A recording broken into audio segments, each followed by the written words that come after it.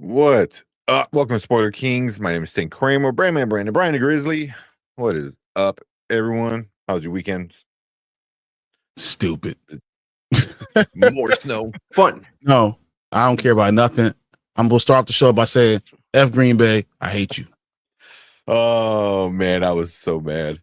No, and you wait till Tuesday, guys. Just wait till Tuesday on Dynasty Pylon because I got a soliloquy. Like we're just gonna sit here and ban you, bro. I'm gonna find you. I will look for you. I will find you, and I will slap you. Oh man. Man.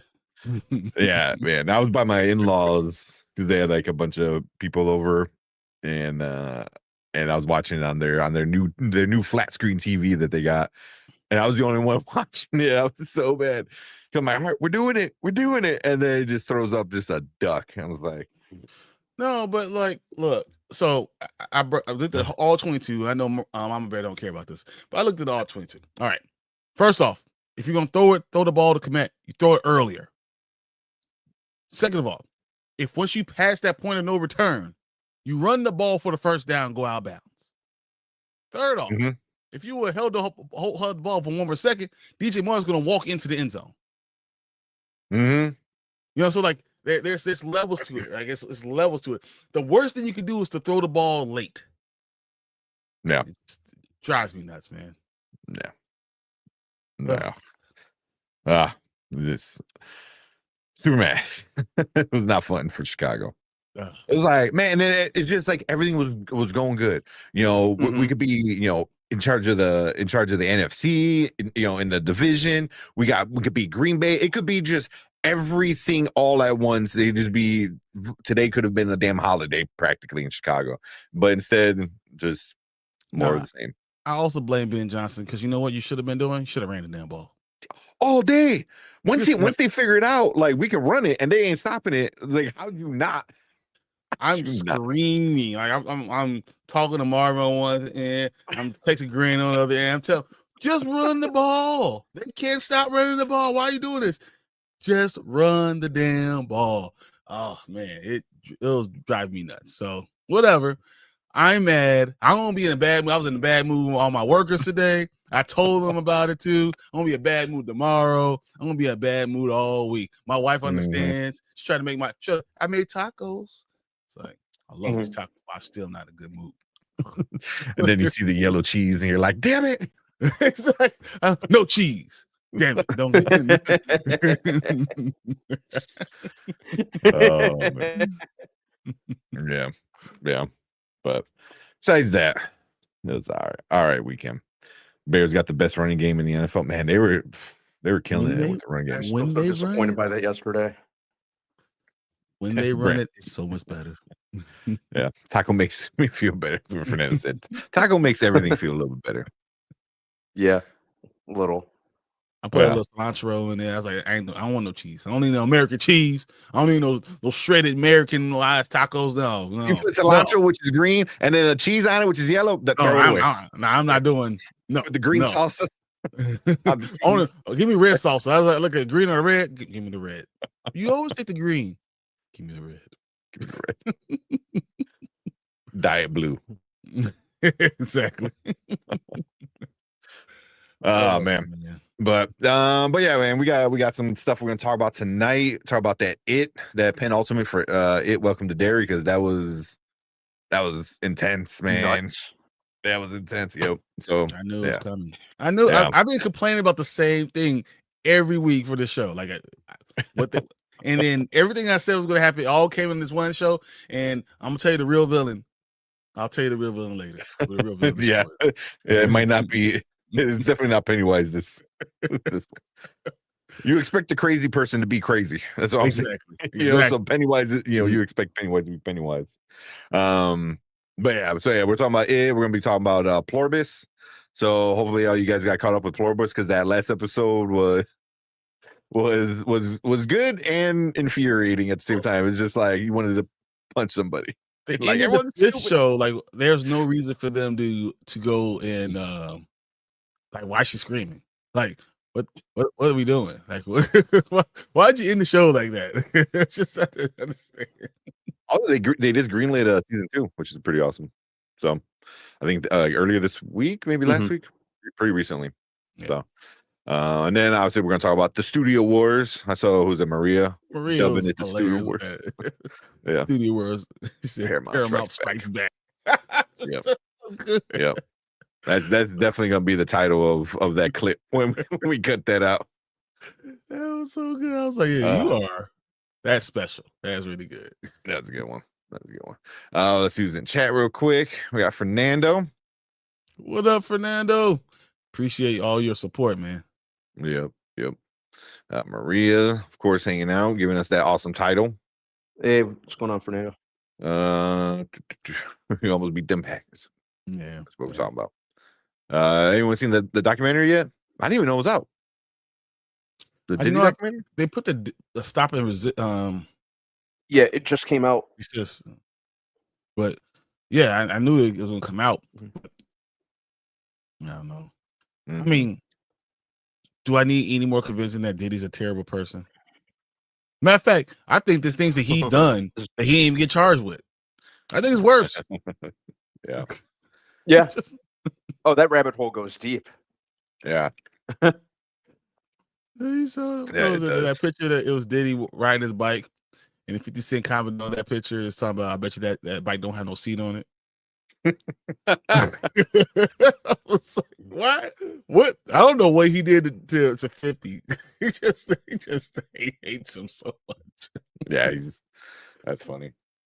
That's funny. Oh man. Let's see what we got. Collector. I know Collector's got a bunch of stuff, some thoughts about the whole Studio Wars. So yeah. So if I skip over it, it means we're gonna get back to it when we talk about it. So let's see all you guys bringing that stuff up. I'm interested to hear what people say, because I don't think we 100%. Really know how bad Paramount is. How bad it is going to be if Skydance wins. Mm-hmm. Yes. I see, like obviously Derpy's, not Derpy.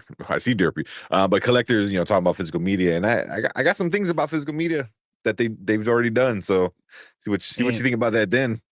So. And then the physical media is such a small portion of the things that the high type of content you're going to get. Mm-hmm. And that's also problematic. Yeah. And of course, we got Derpy. He's over on Twitch. Always appreciate Derpy. Like YouTube. Yeah, we'll figure something out for the gaming awards, man. Derpy. I don't know. Maybe we'll hang out with you for a little bit and then go live.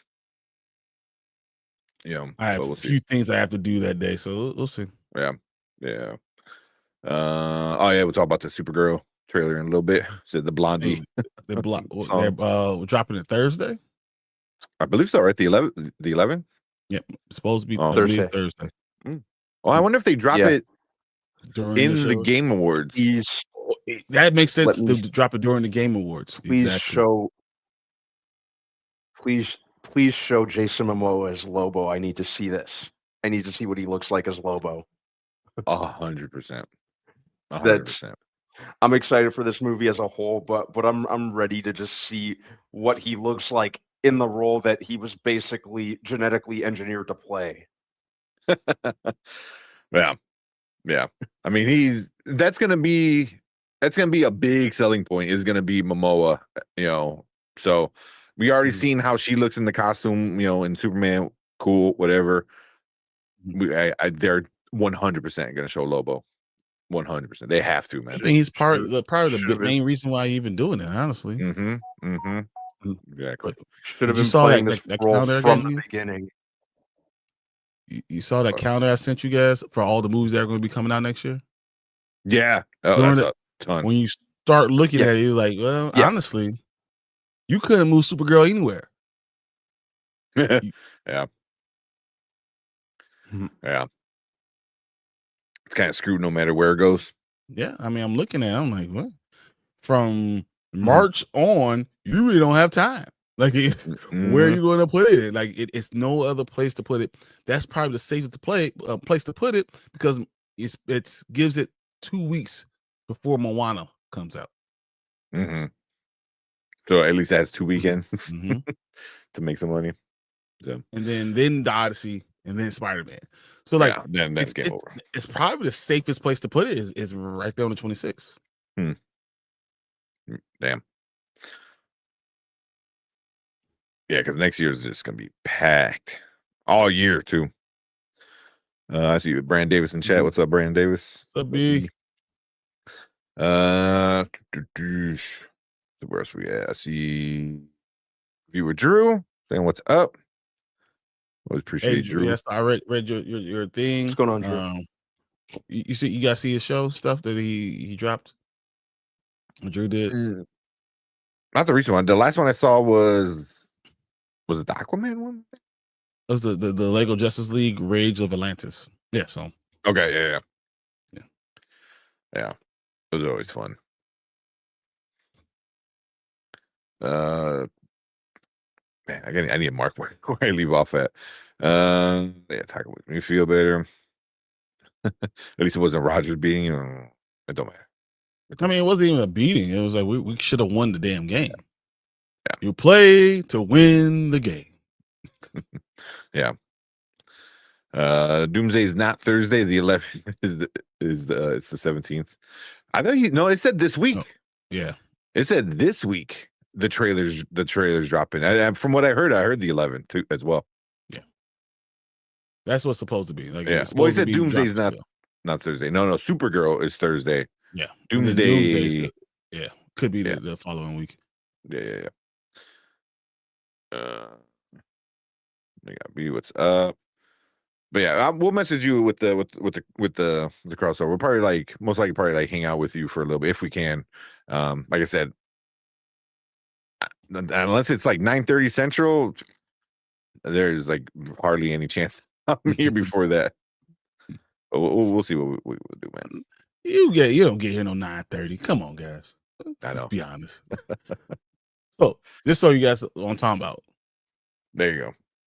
So it's gonna be Greenland 2, The Bone Temple, Wuthering Heights, Scream 7, Bride, Hoppers, Project Hail Mary, Mario Galaxy, Michael, Devil Wears Prada, Mortal Kombat, Mandalorian Grogu, Masters of the Universe, Scary Movie 6, Toy Story 5, Supergirl, Moana, The Odyssey, Spider-Man, Clayface, Street Fighter, Hunger Games, Flocker-in-Law, Narnia, Violet Knife, Jumanji 4, Dune, Avengers, and I don't remember what the other one. Angry Birds 3. Angry Birds 3.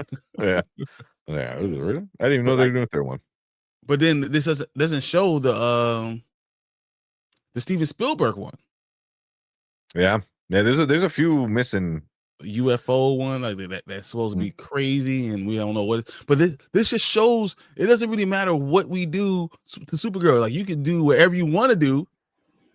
It's still gonna be crazy. Like literally, June 26th is probably the best day. Yeah. And what they benefit from is the 4th of July weekend. Yeah. But even with all that being said, that's true. I don't think it makes more than $350 million. But at least it gives it a chance. Yeah, it needs to have a big opening. Which if the trailers are good, I could see it having a big opening. Exactly. If this teaser trailer winds up being like really good, like we get to see Lobo, he looks good. We get some good vibes from the trailer. That's a really first good step. And we have to hope that we get a following, that we're going to get international following too. I mean, not just this the domestic run. If you only get domestic, it's going to be very hard, because people are still going to be watching Masters of the Universe, Scary Movie 6, Toy Story 5. Then going into Moana and Odyssey. If it's only domestic, we're only going to get this limited run. Well, we say $300 million is me saying I think the first week is going to do $110 million. Yeah. Which is a big opening. I just don't know if it has enough room. And then the second weekend is the 4th of July. This is the biggest movie on the 4th of July. Yeah. That's really gonna help it out a lot. Because after that, Moana is gonna make $1 billion, hands down. Odyssey's gonna make a buttload of money. Yeah, $700-800 million. $1 billion. Yeah. Spider-Man's Clayface, we'll see how Clayface and Street Fighter go. Hunger Games probably make a lot of money. But by then you're talking about in November. So yeah. So, but my question, the reason I brought all this up, should they have dropped it in August? Should they have pushed it to August? Maybe. I think they should have like moved around the Clayface a little bit and let Supergirl really breathe. Breathe. Put yeah. Do it like a what's up, August Lawrence? 14th. Yeah, Lauren. Opening, and what you do is you just switch lanterns with Supergirl. Switch the end credits things, whatever. Give her a chance. Give it a chance for it to really pop off. Because I think it's gonna be a really, really good movie. I think it's gonna be a really good movie. I just don't think you're giving it a chance to really, breathe. Yeah. So. I mean, maybe that's really what they want right now. Maybe they just want a big opening weekend, a good second weekend, and then maybe they're like, they're on HBO. A month later. We might be saying by August it might be on HBO already. So it's true. Because that would make a lot of sense. It's like, hey, we're gonna have 2 good weekends. Let it play out for another 4 more weeks, and then straight to streaming. And then make some money on streaming. I could see that happening. Because I feel like it's gonna be streaming before Clayface is released. I feel like you're gonna be able to watch Supergirl at home by then. And you want to do it before Spider-Man really pops off. Spider-Man's going to rule everything. Moana's going to rule. Odyssey's going to rule. If Toy Story 5 is good, that might be problematic. Oh yeah. But June 26th, if say Mandalorian and Grogu is $1 billion movie. If Mando and Grogu is $1 billion movie, because almost every Star Wars crap is $1 billion movie, right? Yeah, the last. Yeah. You give it in a full 4 weeks away from there, and you're dropping it. So I mean, I have hope. I just don't think we're gonna have a big number. Yeah. So, God, Mortal Kombat's gonna get its ass kicked. Dude, what about so Mario Galaxy gets 3 weeks and then Michael comes out? I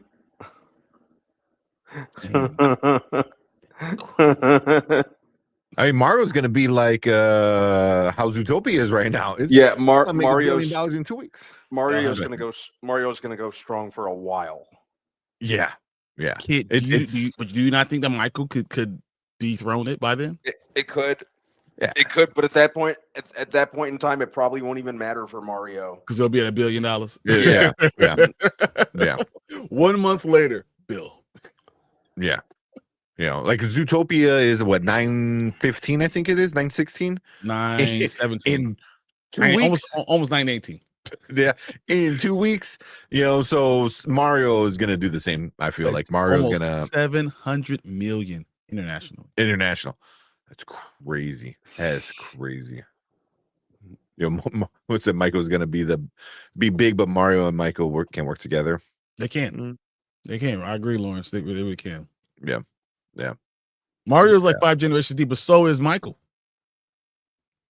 Yeah. Also, and Michael. I mean, like obviously Mario has a big international market. So does Michael. People were crying. Yeah. So does Michael. So yeah, it's gonna be interesting for sure. But yeah, man, this is a crazy. If like the only like January, which is always a bad month anyway, like that might be the only. I don't know how I feel. I saw was Anthony asking about the Greenland 2, I think it was. Yeah, cool. I mean, I'm not going out to go watch that. No. I don't even know what Soul Bite. Yeah, but I don't even know what the hell that is. But everything on here, like I really Wuthering Heights, and I probably won't care too much, but everything else, I don't care about anything to Space almost. Bone Temple, I'm kind of curious to see just how what the hell they do with with how the last one ended.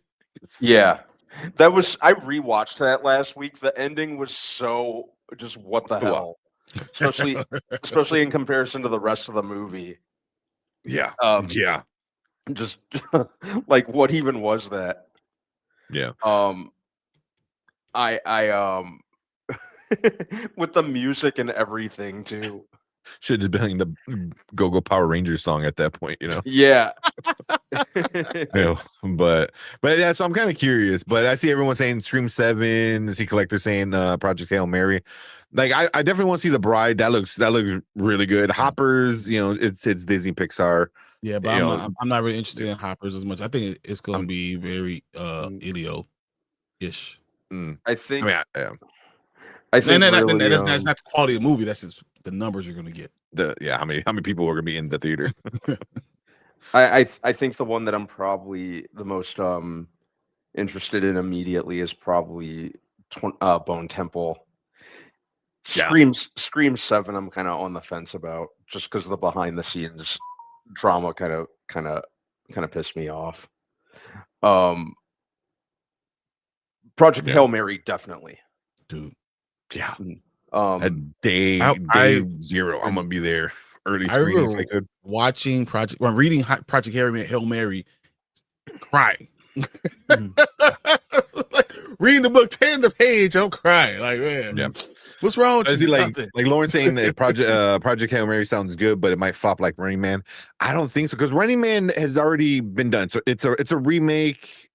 That's it's still different than the original, but people already know what the Running Man is. Yeah.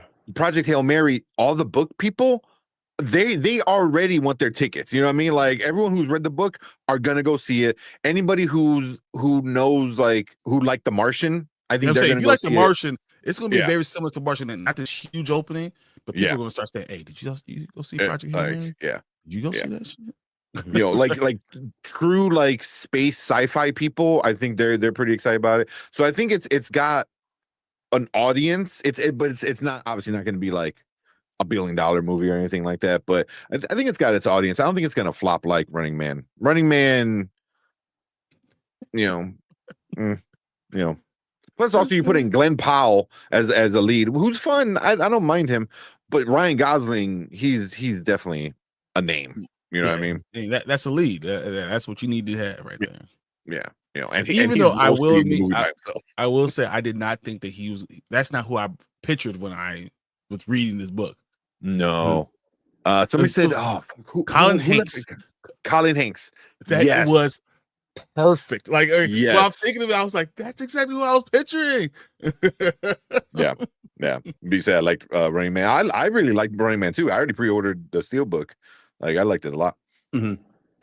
But I think Project Hail Mary has a pretty good following. It's gonna be like The Martian. I think the Martian way of doing it. I think that's what's gonna happen. And I wouldn't be surprised if it's just it hits a number and it stays at that number for a while. So what the hell is Greenland? It's comet hits the earth and people have to survive. Disaster movie. Gerard Butler. Yeah, the first one didn't do great. That's why I was like, they're doing the second one. I'd rather wait till February and get Paradise. Yes. Ooh, yes. Can't wait for that. Yeah, but Project Hail Mary is gonna be awesome. Scream 7, I'm kind of with Brandman. I really don't want to support them, but yeah, I'm not terribly keen on it. Just everything that went on behind the scenes, and then they came crawling back to Nev Campbell after not wanting to pay her for the 6th one, or not wanting to pay her for the 6th one, and it just everything about it just kind of seems like a basically a retread of the original movies. Yeah. The 5 was meant to be a torch passing. We were going to focus on Sam and Tara, and now that's never going to be like that's never going to be happen. So that sucks. because I was just finally getting invested in those characters, and Scream 6 was when I was finally coming around to Melissa Barrera. And I was excited to see what happened next, and they I don't think Scream 7 even deserves all this talking we're doing about it. yeah. Yeah. Dirty. I think Tony said so it's Soulmate and that first one up there, and he goes, it's a spin-off from the Megan universe. Yeah, it takes place in the Megan universe, but they haven't said anything about it. There's not even a trailer. I'm wondering if it's even still coming out next month. There's been nothing to come out about it. Yeah, I haven't seen any trailers. We look up trailers and we find like a lot of trailers. Like we watched that altered trailer for so we see it. I thought it got pulled. Yeah, because I thought that wasn't there too, but yeah.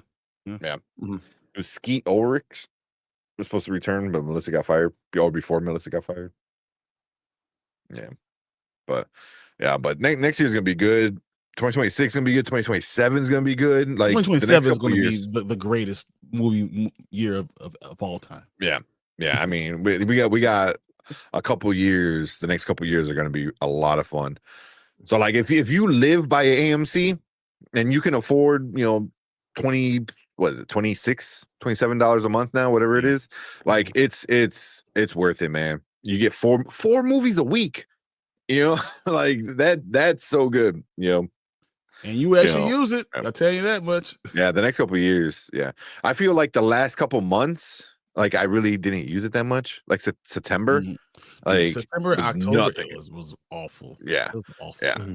Yeah. November, a bunch of stuff came out. And then right now it's kind of hit or miss. I didn't see anything this weekend, but I know what was that? The FNAF? Finance Phrase? I don't know. I've heard so many terrible things about it. I was like, dog, I'm watching this on barbershop TV. Yeah, exactly. Yeah. So Melissa Barr doesn't need a Scream. She's getting work like crazy. Oh yeah.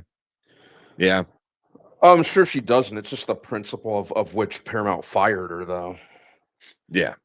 I don't like Paramount. Yeah. But yeah. So Lauren said I had A-list the start also a Movie Pass, but not using Movie Pass anymore. Nah. Yeah. Well, this looks good though. Okay, wait a minute. Before I pull this down, how many movies do you think you're going to get that are $1 billion? What's up, Tamika? What's going on? How many $1 billion movies do you see on this? 1, 2. I'm going with Mario, Michael. I don't know if Mando. I'm gonna say Mando. Man, I don't know if Toy Story 5, because a lot of people are kind of over it, but if it's good, I'm not gonna give it to it yet. Moana, Spider-Man. So you know the Odyssey then, huh? No, I think it's gonna be short. I think it's gonna get like to 9 something, but I don't think it's gonna get it. And it's gonna be like that Nolan thing. I think it's Oppenheimer. I think that's gonna be like Nolan's like thing. He's gonna get close so many times, but not be able to cross it, because it's gonna be a good movie. It's gonna be super long, which are gonna put off a lot of people, and it's gonna be very artsy, which is not artsy, but no, but artsy, yeah. It's mythology, that Greek mythology, which puts off a lot of people. But it's gonna be like the first movie that's gonna be entirely shot in IMAX, like film. So like it's going to look like the best movie you've ever seen on screen. It's gonna look so good. But I'll say Avenged. So I'll say like 5 or 6. I got about 5 or 6 movies on this list that could hit a billion, which is correct. That's a lot. I'm going so definitely Mario, Michael. Yeah, I'm gonna say Mando. Toy Story, even the last one made $1 billion because I think it has international pull. I'm gonna say Toy Story, Moana, Spider-Man, Doomsday. Yeah, and that's it. I'd say Mario, Michael, Mando as well, Spider-Man, and Avengers. Yeah. What did Lawrence say? I saw that he had one. Yeah, Lauren said, "Don't sleep on Jumanji 4. The last one was close. It could be. It could be. You're not wrong. You know. You know. I can see them doing a lot of marketing and really trying to push for that billion. You know, if they can get it." B said, "What's Michael?" The Michael Jackson movie. Yeah. What? Yeah.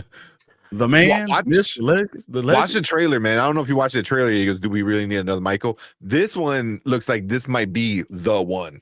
This like might be like the biopic for him. You have to see it before you do. I was watching. I had chills. I literally had a tear in my eye. Like this was real. This is real. So no. Yeah. But that's crazy. If like they're like we're saying like 6 or 7 like movies could hit a bill in a year. You're talking about like that's like one every other month. Minions. You're right, Kevin. What was that? Kevin says 800 to 900 million films will be Minions. Spider-Man. I don't Minions not even on this list. Yeah, I don't think that's what's going on. Well, that goes in between Moana and Supergirl. And Supergirl. Right? Yes. Yep. That's the one that's going to be the 4th of July. That might be a problem again now. Okay. That's because I'm like, there's something missing. I feel like that might be a problem for Supergirl because that's July 1st. That's a problem. Yeah. Yeah, that's completely missing on this one. Don't you come over here with your Prince and Michael stuff, man. You know what? So he's not impressed by it. All right. That's all right. Kick rocks. I can love them both. But the fact that you don't think Michael's the better entertainer, it's crazy. Crazy street. No, I think we all said Doomsday. We all do this. I don't think Dune is not going to make a billion. No, Dune's a bit more of a $600 to $700 million guys. Yeah. Doomsday might do a little bit better. Might be 1.8. I think it was 1.8. I think Doomsday's going to have a big number. Yeah. Or I mean, they're doing a post-credit scene in the re-release of Endgame that's going to be a direct setting up Doomsday. So I mean, I already wanted to go see it anyway, but now I'm like, oh well, I'm for sure gonna go see it. It's probably a must now. Yeah. You know, because they're gonna add an extra 30 seconds to a 3-hour movie, and I'm like, damn it, I need to see that 30 seconds. It was an episode of Big Bang Theory that had to talk about the Indiana Jones, and they said they released another 26 seconds of unadulterated, and that whole thing was sold out. They had a line down the street, right? That's literally what's going to happen. It's a post credit from what I read, you know, and it's important because now we found out that Doomsday is a direct sequel. Yes, to Endgame. Yeah. It's like comparing Rihanna to Beyonce. That's why I was laughing at. I think Prince is one of the greatest musicians of all time. You know, I think Michael Jackson is the greatest entertainer ever, and I don't think it's close. I don't care groups, anything. I think he's the greatest entertainer ever. And when we're talking about a movie, right? It's entertainment. There's nothing bigger than Michael. Yeah, everywhere you can go to the middle of the Amazon and they're moonwalking.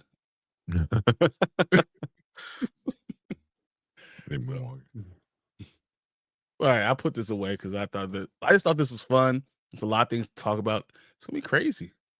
There's a huge hole after August. I'm just saying, there's a huge hole after August. Yeah, but I feel Supergirl and Clayface are the 2 films that will get the most hate during their promo. I think Clayface will get some love just because Mike Flanagan is writing it, and he is really beloved right now as a writer. So I feel like that one maybe not as much, you know.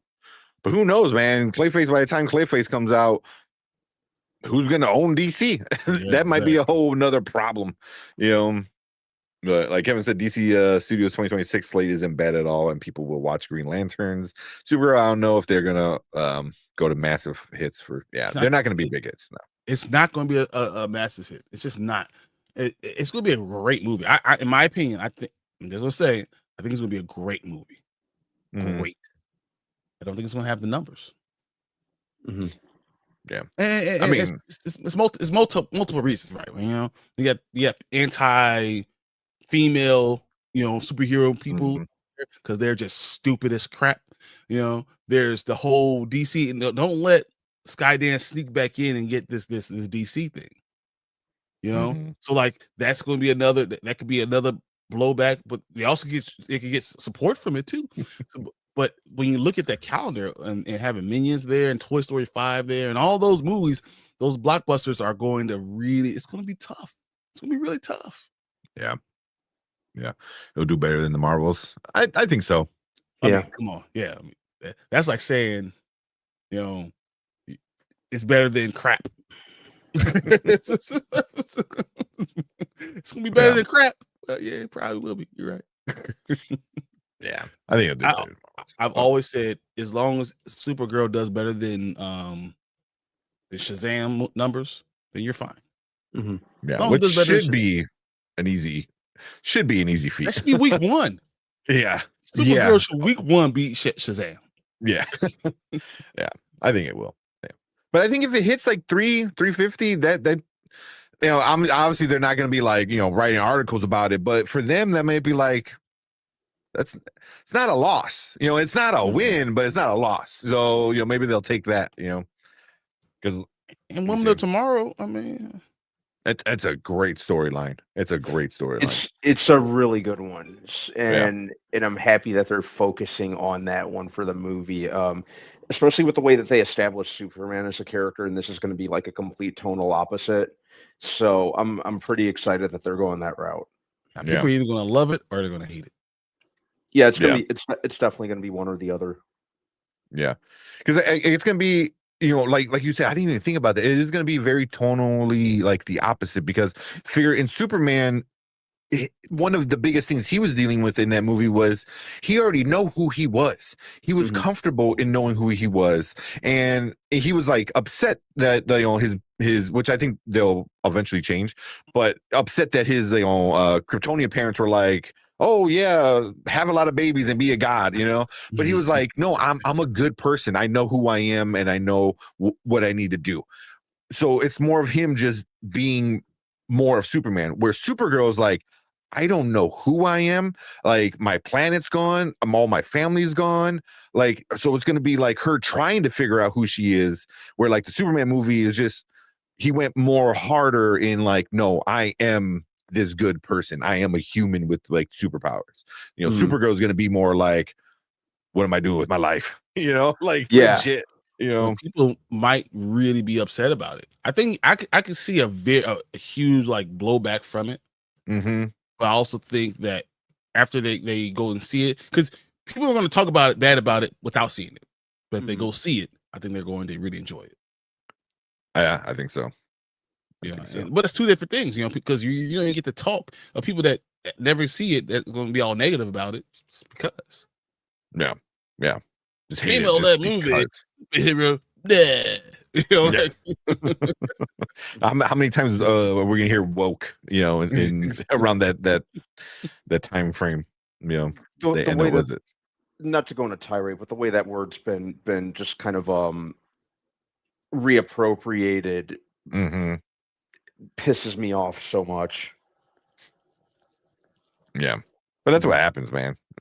Whenever it's like, oh, here's this thing that means this, and then a certain group of people are like, well, we don't like that, then they kind of take it and change what it means. But see, Kevin said, do you think Welcome to Derry and Alien Earth will get Emmy nominations? Welcome to Derry should. Welcome to Derry. Alien Earth, man. Yeah. Gotta pour a little bit out there for what's his name from Welcome to Derry? Richie. A little bit out. Pour a little bit out for Richie. Like, come on. in the streets, man. Love it for you. I just finished my tea. Otherwise, I'd do that too. A little bit out for you, man. For someone gangster like that, what he did. Yeah. Man, that you know what they did? They did the Titanic, but they did it real. Yeah. Like Richie really couldn't get in there with her, right? It was like Titanic with her. Rose could just move her ass over off the door. I like my space. Shut up. Oh man. Yeah. Richie, man. Mm-hmm. Oh yeah, we're gonna talk about that in a little bit. Let me write this down before I forget shit. Let's talk about this DC stuff though, and then we'll get into our reviews. Well, we can do DC, and then we need to probably do this Paradise. Mm-hmm. Oh, let's watch the trailer. I forgot about that trailer came out. It's already down there, ready to go. Yeah, because Paradise season 2. Yeah, I have not seen this trailer yet. Me neither. Marge has suffered enough. We all wanted her to die, right? Now we're like, oh man, poor Marge. Yeah, did not expect that. Did not expect that because Marge was pissing me off the first half of the season. Oh, shoot, everybody, you're like, you're the worst. You're worse than Pennywise, and now you're like, oh, you're the best. I love you too. Sorry, Marge. This is the worst. Yeah. Yeah, I wanted Lily gone. She was terrible too. But you know what? No, I'm not gonna open up this can of worms because I don't want Tamika to come in here and be, want to fight me because I think Charlotte is a horrible parent. Oh yeah, she's horrible. Yeah, worst. Like she brought the kids to the club. She left them there. It was awful. I was so mad at her. I was so, because she had the right idea. She had the right idea, right? She knew. She said, "Oh, hey, I'm leaving. I'm getting our kid, and I'm leaving."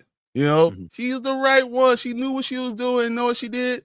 She took the kids to the club where the white people were coming to come burn down, and she dipped. Like that'd be safe here with all the drinking and so many everyone has guns and she left her son there. Yeah. Well. I love Charlotte, but I got on her earlier. I was laughing. So what's the name of the Omni-Man cartoon? Invincible. That's coming out. Is it April? I think it is April. April, yeah. There's a bunch of shows coming out in April. Oh man. Yeah. See, I like Charlotte. She get hurt, but her wig is great. Oh man, that's funny. I'll tell you why I'm angry with her very much so, and Leroy too, But Charlotte seemed like she had some sense, and that made me even more mad. When you act like you have some sense, and then you do the wrong thing, that's pissing me. Oh, come on, man. Come on. You have one job. She started reminding me as what's her name? But the mom from what the Leo movie that just came out right now, recently. One battle after. With being an activist, and then once it came to being a parent, you're like, no. Like what parent? I can't be a parent. I mean, obviously not as bad as her in the movie, but it's like that activism is still like your number one thing, even though you have a kid now. And the kid has to be the number one thing. Yeah, always. I went all black, all the screens. Yeah, we can hear you, but yeah, I can't see nothing either because all three screens just went black. Just went. No. Like, I love y'all, but it's Bob Burger time. Sounds good, man. Yeah, watch. I don't know if you like scary stuff, but it has Welcome to Derry has been really good. Like really good. Been really, really good. Yeah. Surprisingly, like it's like one of my biggest surprises of the year, because I did not have the biggest expectations, and I was kind of questioning if we needed it, but it's working a lot better than I thought. It's the best thing I've seen on TV in a long time. Yeah, it's really good. Definitely better than It Chapter 2. Yeah. That's Yeah, when I was a kid, I had to watch the cartoons, after the scary stuff. Me too. Nice. I know. I think Brandman shared it on his Instagram where it's like, "Oh, this is the real intro for it," and it's like the "F them kids." So yeah, that's hilarious. That was so funny. Oh man, yeah, it's exactly what it is, though. Oh man, gotta get your HBO back. Yeah, soon. We'll see what happens with this whole Netflix thing. Let's watch this trailer so we can talk about this. Exactly. All right, let's check out the trailer. Yes, it's better than Alien Earth. Yes, by a lot. It's not even close. Yeah, not even close. All right, let's check out the trailer. All right, what is up? Welcome to Spoiler Kings. My name is St. Kramer, Brandman Brandon, Brian the Grizzly, and we got another trailer reaction for you guys today. This one is Paradise Season 2. So if you haven't seen Season 1, I'll put a link right here above my head. Go check us out talking about Season 1, because Season 1 was awesome. So good. It was you even see it coming. You even see it coming. And I was like, what the show Paradise? Let me check this thing out. And then I'm like, I have to see this all the time. I need more of this. Yeah. Hulu did one of those Apple TVs, like, we're not telling anybody, we're just gonna drop this amazing show and not say anything, and then all of a sudden everyone started talking about it. So so check that out. But we are gonna check out this trailer for Season 2. Let's go.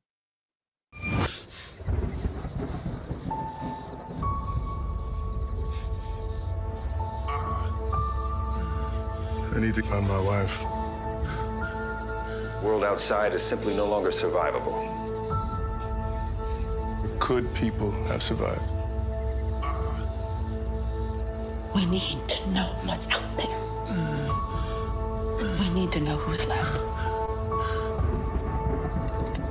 I'm coming, baby.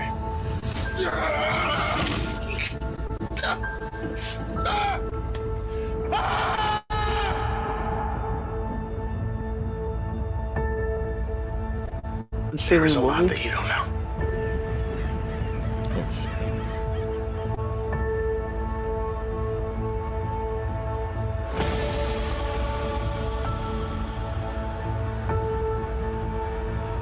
Can I tell you a secret?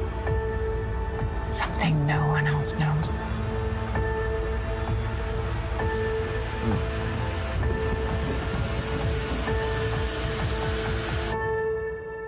It's never just about the bunker.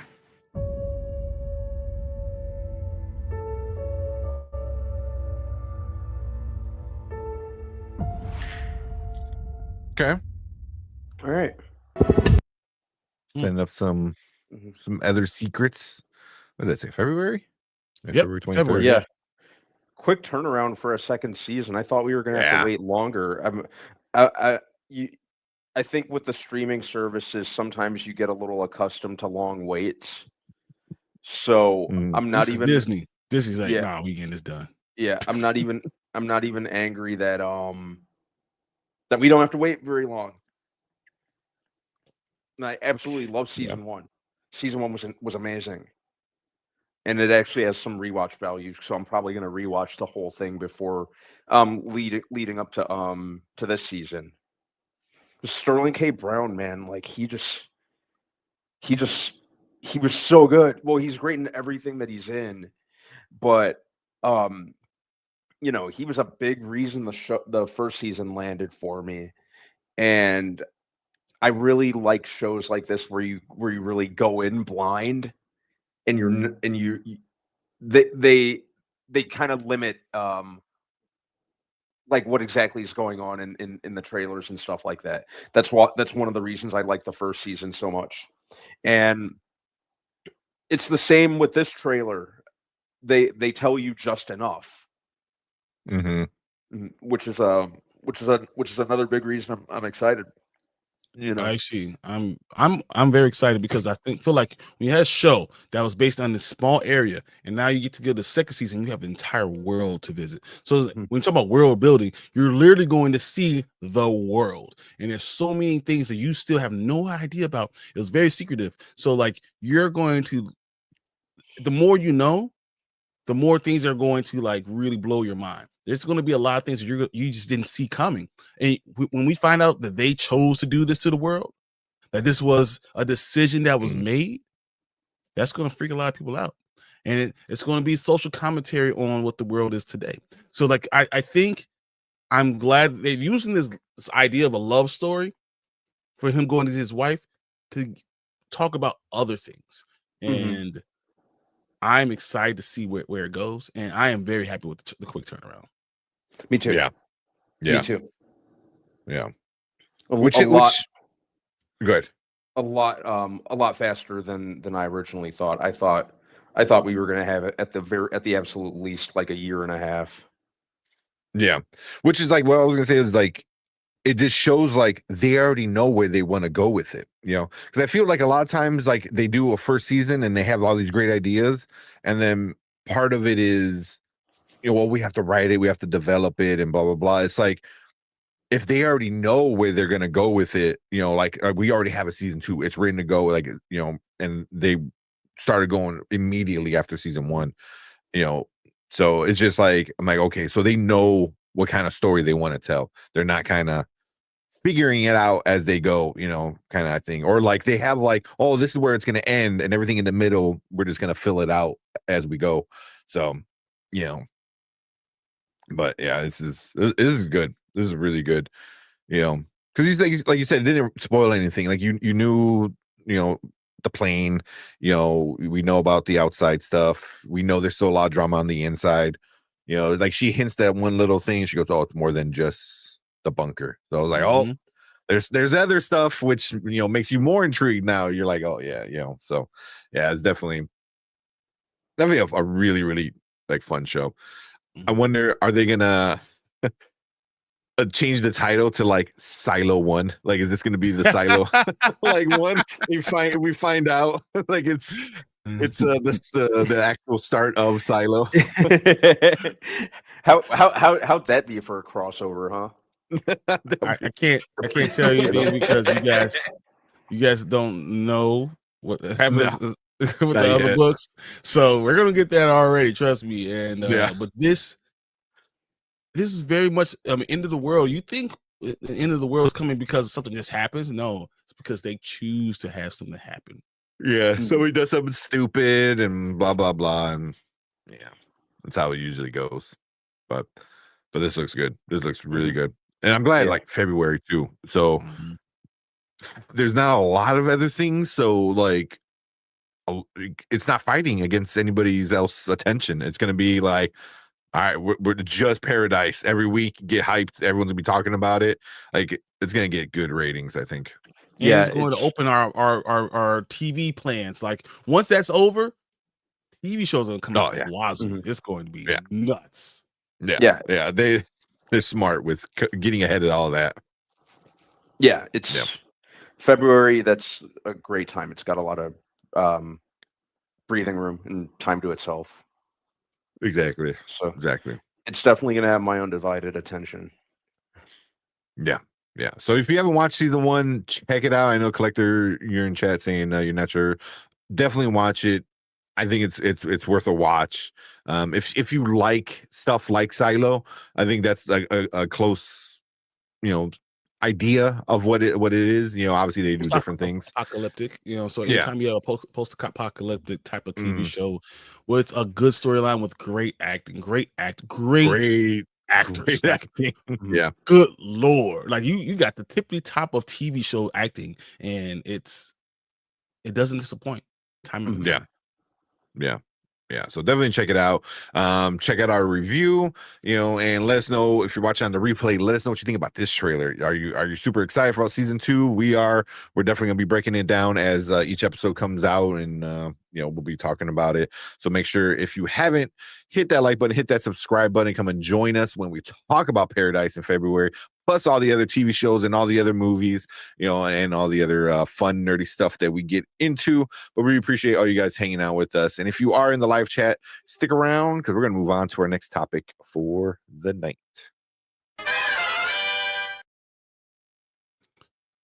Man, that like and subscribe button still don't work, man. Still not working right?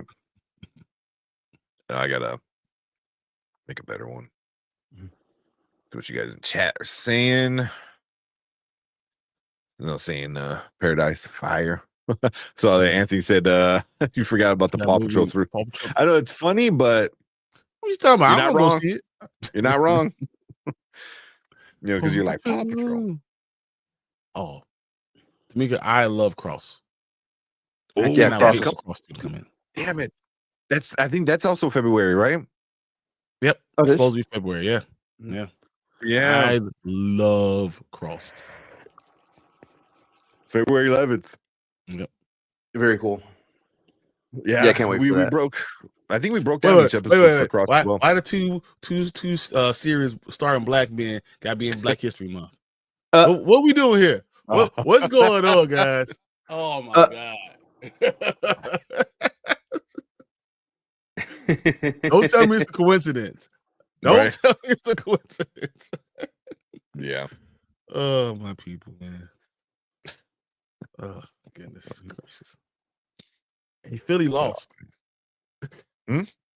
Philadelphia lost. The Chargers did they? Yeah. Oh damn. Poor Philly fans. Oh man, but let's see where we at. Yeah, same thing I said. Glad it's not 2-year wait. Yep. I don't know if they officially. I don't know if it's official. They making the new Mummy movie. I believe so. Yeah, and I believe it's they're in pre-production right now. Yeah, I think they got the original actors back. They got the writing team, production team, all that stuff. So director.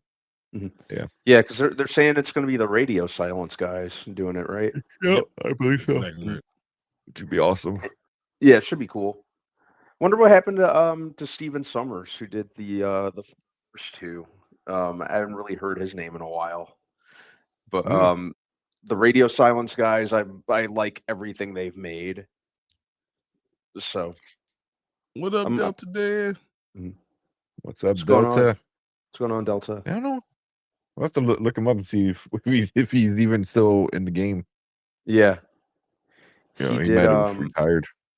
I remember he did a movie years back with called Odd Thomas with Anton Yelchin, R.I.P. And I think that was the last thing I remember him doing. And that was like over a decade ago, I think, or around a decade ago. Dang. Man, it was based on a Dean Koontz novel. But yeah, man, he does not have like good rated movie. No, he's made some fun movies. He's made some movies I find entertaining. Yes. Hey, Collective, you going to see Hamnet tomorrow? Bring tissue. Yes. Bring tissue. Man, I saw it. I didn't go to the theater and saw it, but I saw it. Yeah, I saw it. Oh, we need to do a review on it, because that is a movie I watch. I'm like, I'll watch it, whatever. I got nothing else going on. Holy shit. One, I really like Shakespeare. I'm a big Shakespeare fan. Not everything he does, but I like Shakespeare. It took me a while in high school, but once you learn Shakespeare, it's like, man, this is some dark shit he's talking about, and then Hamlet, Hamlet's one of my favorites. And then getting the backstory. I'm a Othello dude. Othello's awesome. Oh my god, Othello's awesome. Macbeth. Romeo and Juliet's like everyone talked about that, but but man, hey, Brian, you know the scene I'm talking about. Yeah, I'm like, man, hard to watch. God. Hard to watch. I had to pause. Hard to watch. Same. Yes, I paused it, but so I had to pause. Yeah. Oh man, I'm mentally preparing myself for this. Yeah, man. Yeah, man, it was holy shit, man. That was a good movie. I gave that I believe I gave it a 4-star. You know, and I'm really the kind of, you know, stingy with my 4.5s and stuff like that. So yeah, you need to be a good movie for like a 4 or 4.5. So it's good. It was really damn good. And I did not expect it because I am not a Chloe Zhao kind of fan. I don't like her art housey style. Not a big she's fan totally, of, she's total art house. Like she's art. Yeah. And this one's super art housey, but the story and the acting, oh my god! I was watching it like this. I'm not gonna lie to you. I was literally watching it like this, and then like 30 minutes into it, I'm like this, and about 45 minutes into it, I'm like, yeah. about an hour in, I'm like, what the hell? Yeah, it's a long one too. It's a little bit of a long one. But it was 2 hours like 2.5, 35 minutes, something like that. Yeah. It kind of at the first little bit, you're like, okay, all right, you know, but then once things start moving along, but by the end of it, you're like, I forgot I was watching it, and I'm like, oh, I should be doing work. It was surprisingly really good. We definitely got to review that one, man. Man, is the show good? Yes. For later trailer, Burbs on Burbs up. Yeah. Oh, Burbs on. Peacock. I did watch that trailer. It looks entertaining. That one out. Looks like it might be an entertaining time. We'll see. Yeah, Copenhagen test. Check that out. Yep. We need good movies on February. Yeah. And TV is scorching movies right now. TV is, you're not lying, dude. There's some really good TV. It's going to be stupid.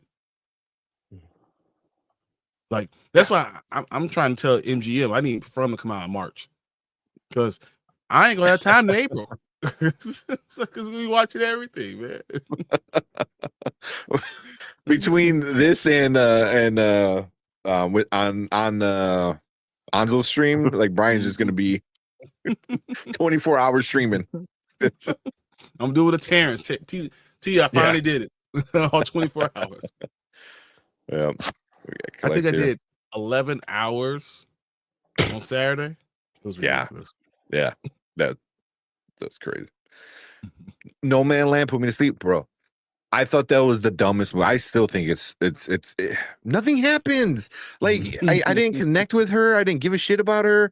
Like and then at one best movie, I was like, oh, that was crazy. Over like Promising Young Woman, and like there's so many other good movies that year. I'm so done with the Oscars right now. I'm just I'm pissed off with it right now. I'm tired. I'm tired of the stuff. The good stuff, like you don't want to give it a chance. Whatever, bro. Yeah. Maybe now that they're forced to watch all the movies, maybe we'll see. But I even the what's the Eternals, that she did. I really didn't care for that one. I don't hate it, but it's just not for me. That's all. Yeah. What else did she do? A lot of the other stuff I haven't watched. Honestly, The Graduate's Daughters. They watch Songs by my brother. My brothers taught me. Like, no, I never seen any of that. But Hamnet was damn. It was surprisingly good. That's what I said. It was surprising. I was ready to hate on it. I'm like, this movie's so up its own ass and blah blah blah. Nope.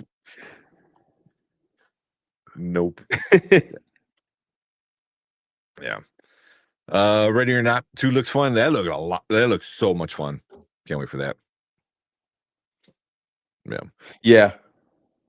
The trailer really sold me on it. Yeah. Yeah, dear. All right, collective. All right, we're about to talk about the Warner Brothers stuff. Yeah. Let's jump right into it. Yeah. Right. Sarah Michelle in Resurgence. Or she 100%. kind of is. Yeah, Mhm. because she's in that one. But yeah. Absolutely hated her cameo, and I know in the new I Know What You Did Last Summer, Oh, but that movie was I hate trash it. and Yeah, I hate everything about that movie. the movie was absolute gutter trash. Fernando was hilarious. He said the Oscars have been the same since the slap. Even before that, man, it's just, what's his name? Spike Lee not winning. Yeah. But they give it to Greenland. As much as I like The Father, Green Book, wasn't it Green Book or something? Green Book. Yeah. Yeah, Greenland was That's the like other thing we were just talking about. Green Book. The Black Klansman. Come on. It was you would make me so angry all over again. But even like I remember the thing they did the one year, it was the year Chadwick Boseman was up for Best Actor, and they specifically left that category for the very, very last category of the night was Best Actor. Mhm. And that was the year The Father came out. And he was great and I love The Father. I went up buying it, loved it, everything like that. But they made it seem like he's got it in the bag. Chadwick Boseman that's it. It's his. And then I didn't even honestly, I don't even like The Father. No, oh man, it was Anthony Hopkins. I was trying to bring out his name. It's Oh, also, man, it's also because great movie. it's my connections. I don't know. I don't know. It's probably the best way if you ever want to see somebody with like dementia or Alzheimer's and stuff like that you watch that movie and it's just like damn, like it's just damn, it was really good. Anthony, but they did it in a way where they're like Chadwick Boseman, he's gonna win, and then they're like, and the winner is Anthony Hopkins. All right, see you next year. Like I'm not even exaggerating. That's exactly how it was. It was like they said his name and they like cut to commercial within like 5 seconds. Yeah, no, it was like literally, and then super quick. The things start to roll. The credits start to roll. And I didn't appreciate it. I thought The Father it's good, but I've seen movies like it before. So really? like that with people having dementia and pushing away people loved ones and trying to it's like a combination of multiple things that I've seen. So like, and that's why like this wasn't groundbreaking to me because it's like I've seen the Alzheimer's and dementia, how it affects the life and how loved ones are affected from it, and that's why it just didn't hit me as much because I've seen that stuff. But it's from his point of view. It's from the person who has dementia's point of view, which they don't usually do that. They usually do it like you see the person with dementia deteriorate rather than you see it from his point of view. So everything's like, wait, who are you? Like what? It's just like that. Actors change and this and that, and like that was crazy. That was awesome. Directing is one thing, and then I don't know. It's fine. I'm not going to go back to 2020 because I'm just like. But for Best Actor, it was just like, yeah. Rotten Tomatoes, that damn movie Rotten Tomatoes has got a 98%. Which is crazy. I believe that. I mean, you'd be surprised at what gets 98% on certain movies, and I believe it's 98% from the critics. I believe it's 86% from the audience. 88% from the audience. But I mean, I remember watching it then, and what they did with Chadwick, was easy. It was like they set it up to be like his thing, and then they like cut it short. But yeah, the Oscars are full of shit. One, award shows are just kind of full of shit anyway.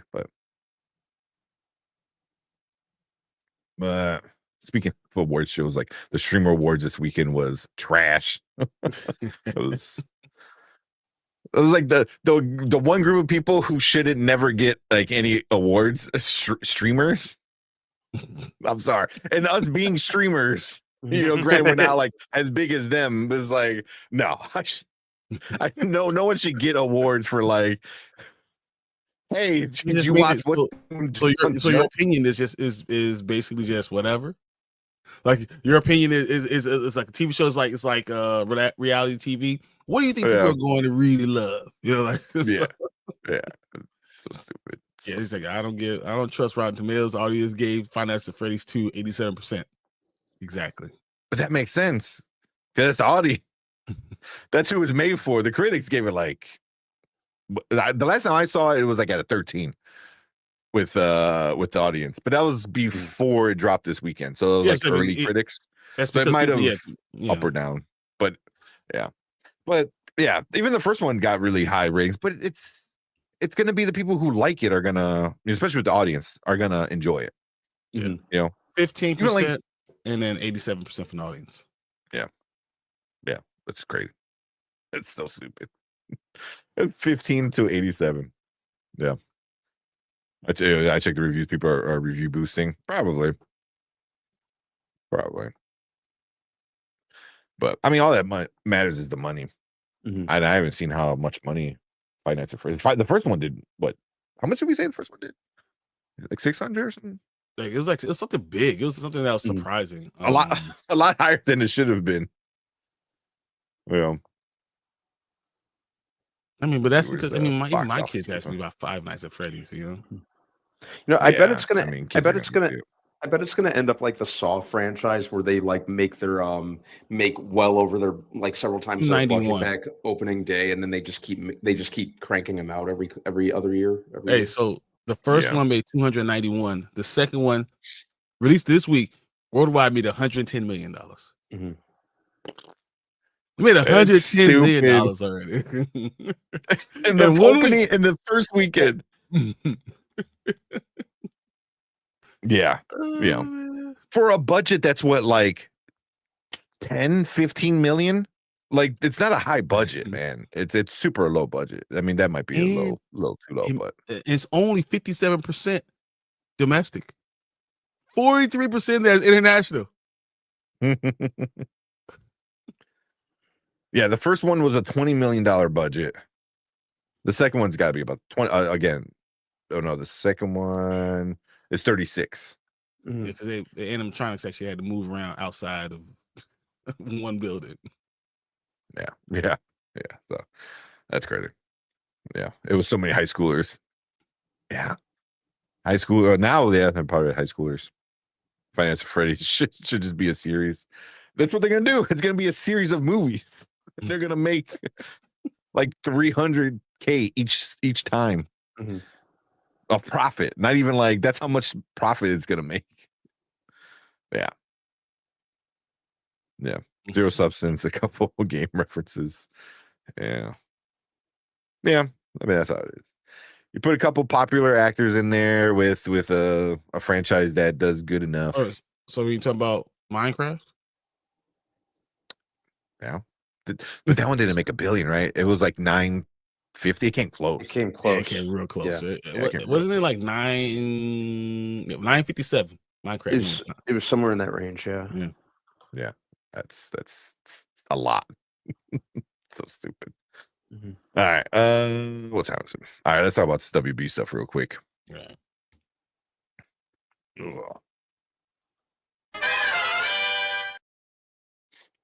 All right, welcome to Spoiler Kings. We're gonna talk about we saw one of our chatters dubbed it the Studio Wars. So appreciate Maria in our chat for coming up with that.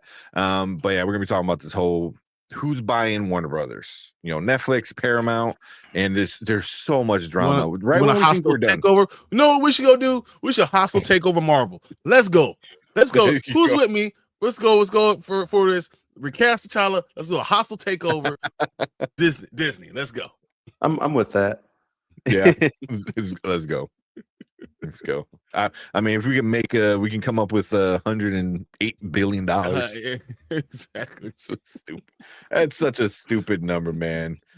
A few months ago, we had people complaining about like gonna be starving and people can't afford medical bills, and then we're talking about like, I'll buy Superman for $100 billion after you already bought Paramount and TikTok.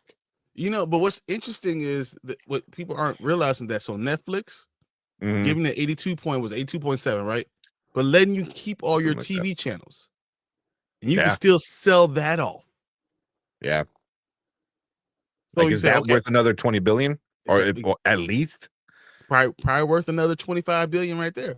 It's probably the same amount of money, but they're releasing this huge number, saying, "Oh, look at this number," but it's the same exact number. Yeah. MAGA mount, pair of MAGA. That's right. That was funny.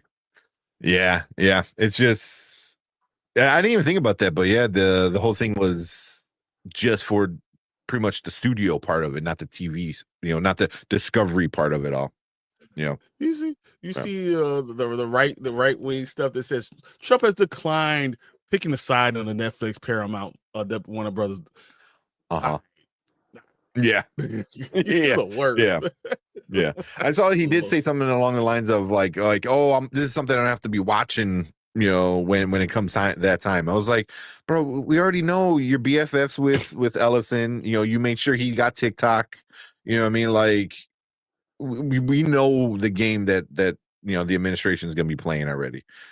So it just, well, here. So if we'll play catch up a little bit. Warner Brothers, Netflix bought the exclusive bidding rights to Warner Brothers last week with it was like 82 billion? 82.7, I think, billion dollars. Yeah. $1 billion, with a B, billion. And then that started Netflix is buying them. Let's figure it out. And that was last week. Right. Today in the morning, woke up to Paramount is launching a hostile takeover by Warner Brothers. Mm-hmm. So they're going to pretty much go to the shareholders directly and be like, hey, we'll offer you $108.4 billion. That's like 20 plus more billion dollars, which obviously for the shareholders, they're like, yeah, that's more money for us, so that came out. And then Paramount just kind of started coming out with all this stuff where they promised to release 30 plus films annually if they acquire Warner Brothers, because the big stuff all this weekend is, Netflix is going to kill the movie business if they buy Warner Brothers. There's going to be no more movies, blah, blah, blah. So they come out ahead of it and like, we'll release 30 movies. That's so many, Then Netflix comes back and says, no, wait. No, they do the Punisher meme thing. No. So yeah, so CEO Ted Sarandos says they'll keep Warner Brothers theatrical model largely the same once they buy the studio, and he was quoted as saying, when this deal closes, we are in the theatrical business and we are going to do it. We didn't buy this company to destroy that value. So now they're like, wait, everyone wants movies? Fine, we'll give you movies, which makes sense. And I've been saying that. I was like, you have it. So now you can put all your movies in theater, and then once it's done in theater, go straight to Netflix. Like, you can own both worlds. You can be one of the biggest players in theater, and you are the biggest streamer. It was like, you can have your cake and eat it, legit, so, so now, yeah, so there's so much going on, because that's the last I heard, unless you guys heard anything else with Warner Brothers, coming out. Said they haven't made a decision. But another thing that they have to think about, Netflix, and I think was it Lawrence said this. So if Netflix backs out and doesn't go through the deal, they owe Warner Brothers $5.8 billion. If Warner Brothers backs out, they own Netflix $2.8 billion. So it's the $82 million, right? $82.7 million. Plus, you can sell your other TV channels, your other cable channels, right? Plus, you owe $2.8 billion. That's only if they back out, right? Yeah, if it for any other reason goes out, yes. Yeah. Which would, I think, for Netflix and the Netflix side of it, I think it would be the administration, would be the big thing. I think they would really, really fight to not get it. I mean, one, there's a lot of different laws that they would have to, like monopoly laws and blah, blah, blah. But you already had, Disney and Fox doing it a few years ago. So that sets a precedence, where it's like, yeah, this has happened before, no big deal, but who's best friends with Trump is the other side with Paramount. So that's going to be a big key factor. The TV part can get them about $25 to $28 billion more. Mm-hmm. At the end of the day, they make more money with Netflix than they do with Skydance. Yeah, it's just not all at once. But also remember, Netflix is a cash deal. 75% of that is cash up front. Yeah, I think it's more than that. Isn't it like 80-something percent? It's like 82% or something like that, I thought. Let me see what's the percentage, but it's a huge amount of cash up front. Yeah. Yeah. But also, I wonder if the 108 billion, if that still includes the Middle East countries. It's Qatar, Abu Dhabi, and Saudi Arabia, I think. Because they were going to pitch in like 7 billion each. So I wonder if that's still a thing. Because at this point, it's basically like because David Ellison's dad, who's Larry Ellison, who's like the second most richest person in the world, he owns Oracle. That's how he's got all his money. And then they just bought TikTok, USA TikTok, so America can keep, the TikTok, in the States. So now he owns that, owns Skydance, owns Paramount. Like, that's crazy. that's so much. Here's the thing. So Netflix was giving them, the structure is mostly cash. They're giving them $23.25 per share, plus an extra $4.50. Damn. That's the cash that they're giving. Yeah. Which equals $27.75 per share. Mm-hmm. So that's just cash. So it's like 90% cash. This deal. So it's not like stock options. Now I'm gonna owe you. I owe you with none of that stuff. You have the money in your hand. Yeah, that's wild. That's so much. That's so much money, man. That's crazy. But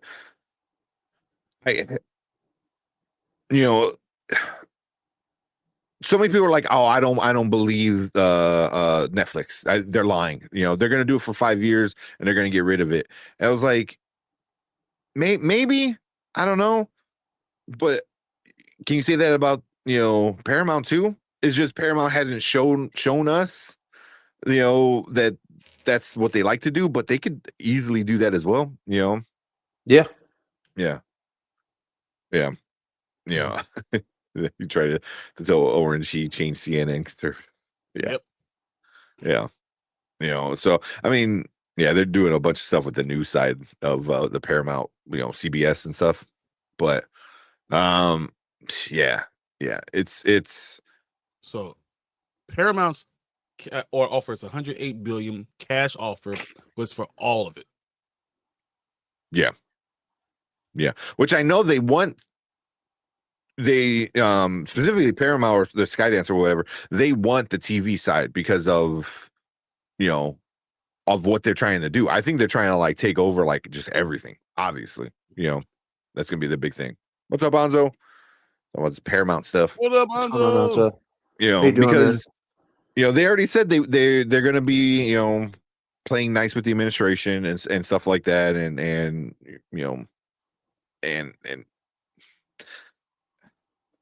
I mean, however you want to feel about that, I don't think that's ever a good thing. It's like if you buy a movie studio, your first thing should be like entertainment, right? Making stories that people want to hear, that people want to tell, and putting it out there. Not propaganda one way or the other.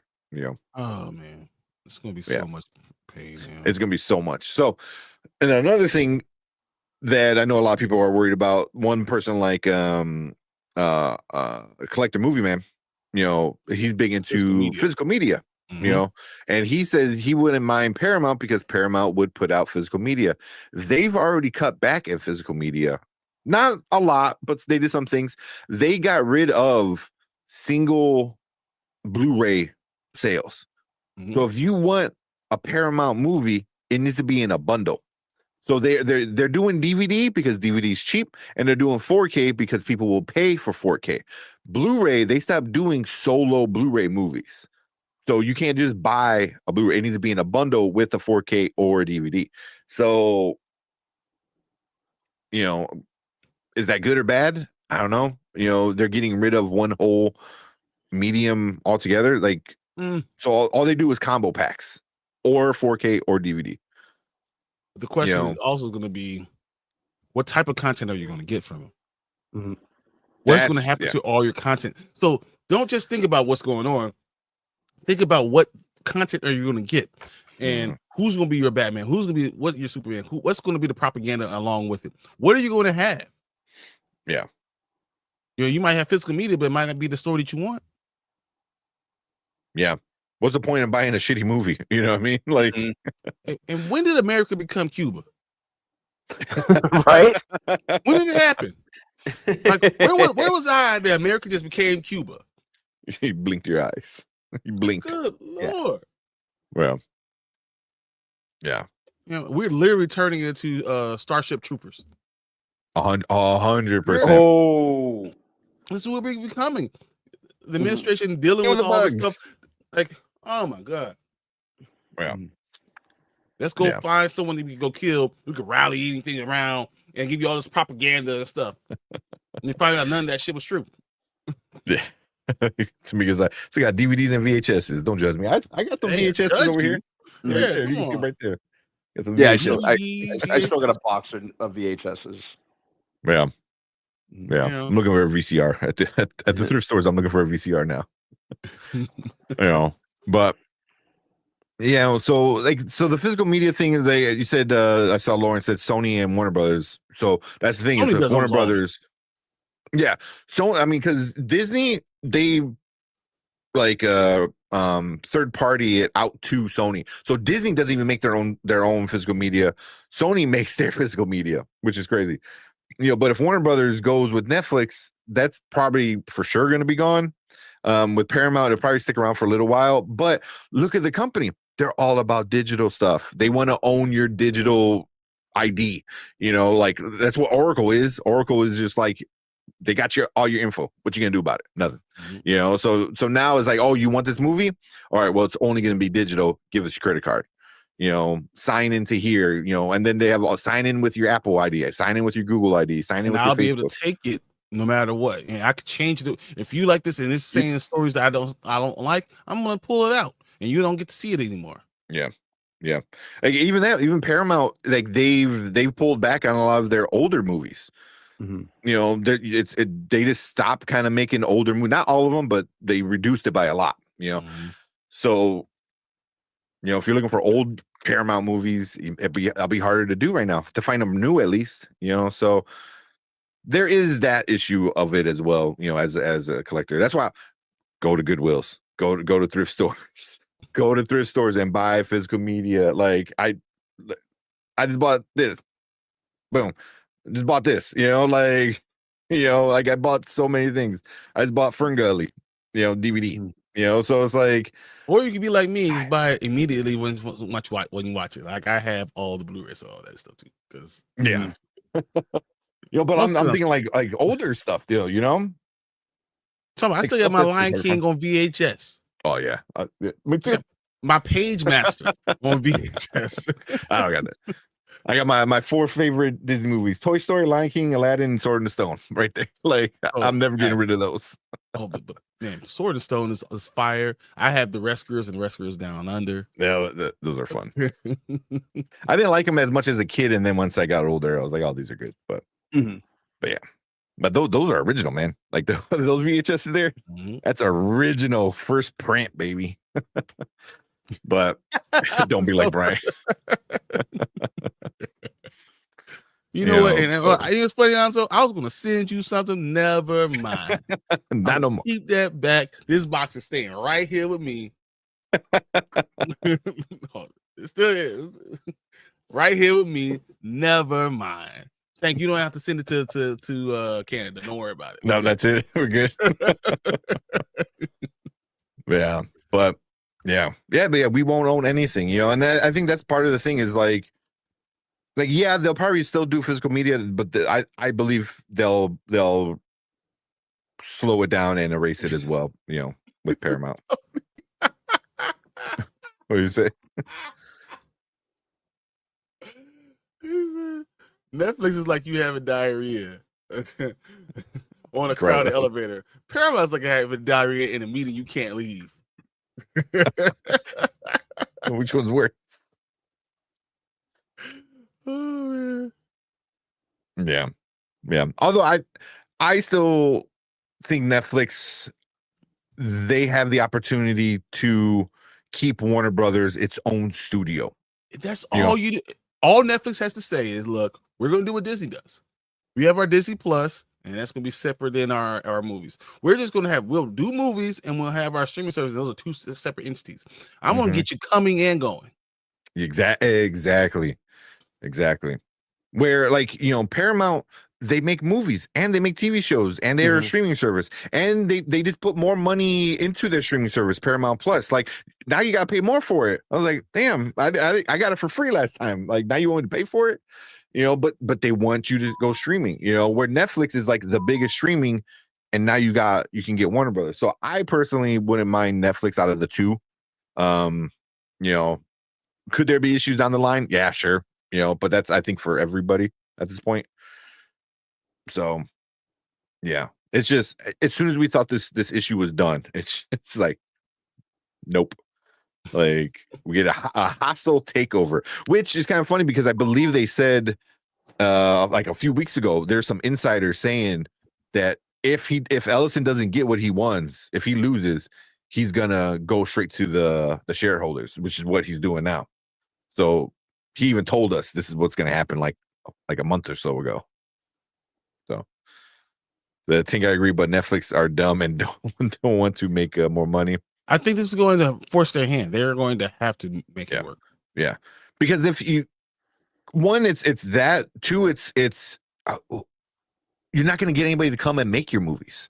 You know what I mean? If people like Christopher Nolan, are coming out and like, this is bad, who's the other dude that does the Avatar? James Cameron is coming out and saying this is bad. I'm not saying they won't work for Netflix, but they've worked with Warner Brothers before. So would they go work with Warner Brothers again if they're not guaranteed a theatrical release, if they're not guaranteed stuff like that, because that's how a lot of these guys are used to it, So I think in order to accommodate for everybody, just keep it separate. Yeah, keep it separate, and eventually move HBO Max on the Netflix, and that's what you do. You gain all your money on Netflix, and you make your stock even more important, worth more by getting all that content.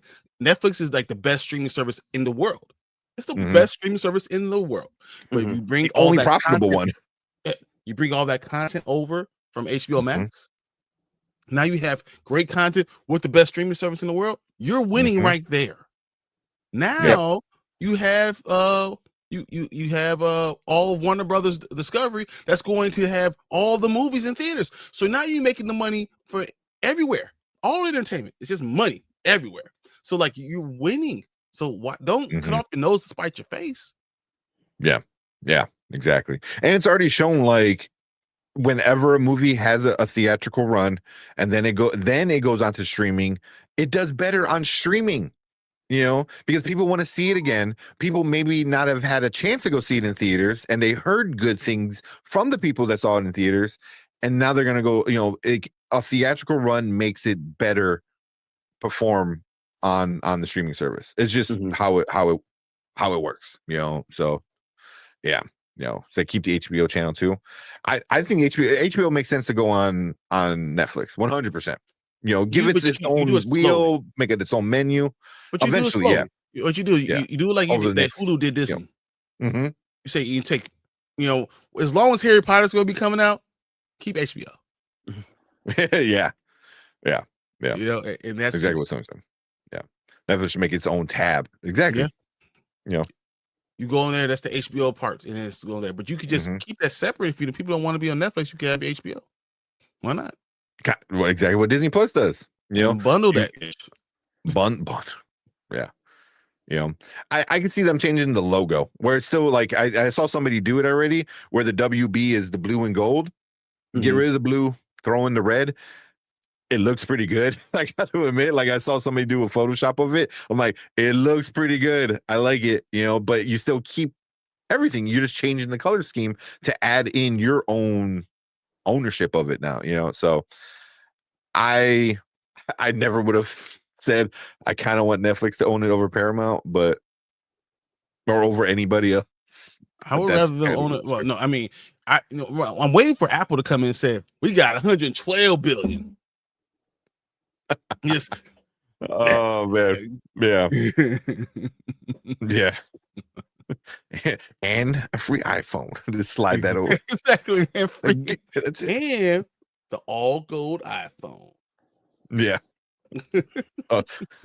Steve Jobs' all gold iPhone. It never dies. Yeah. But that the bid war is over though. Does it matter? Hostile takeover.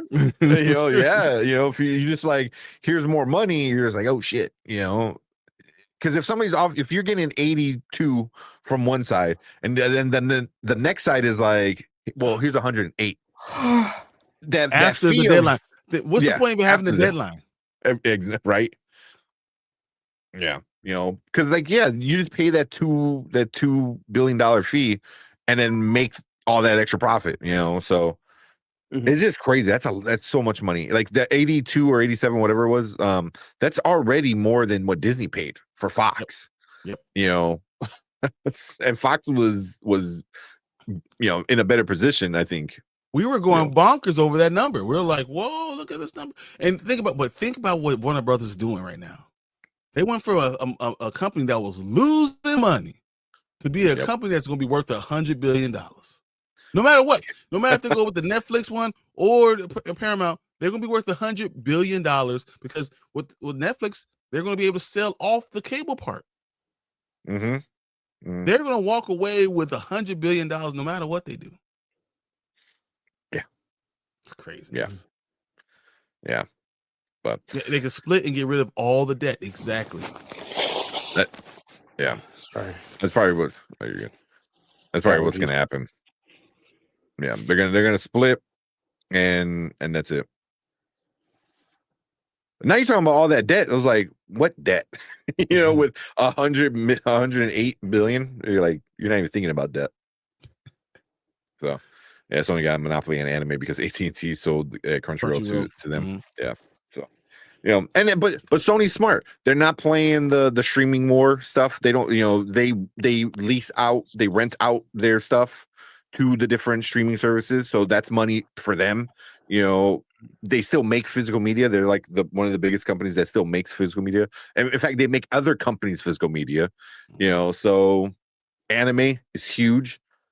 So Sony's smart. They're like, hey, we don't need to be the biggest company, but whoever said that, whoever thought that they'll say that Sony is smart.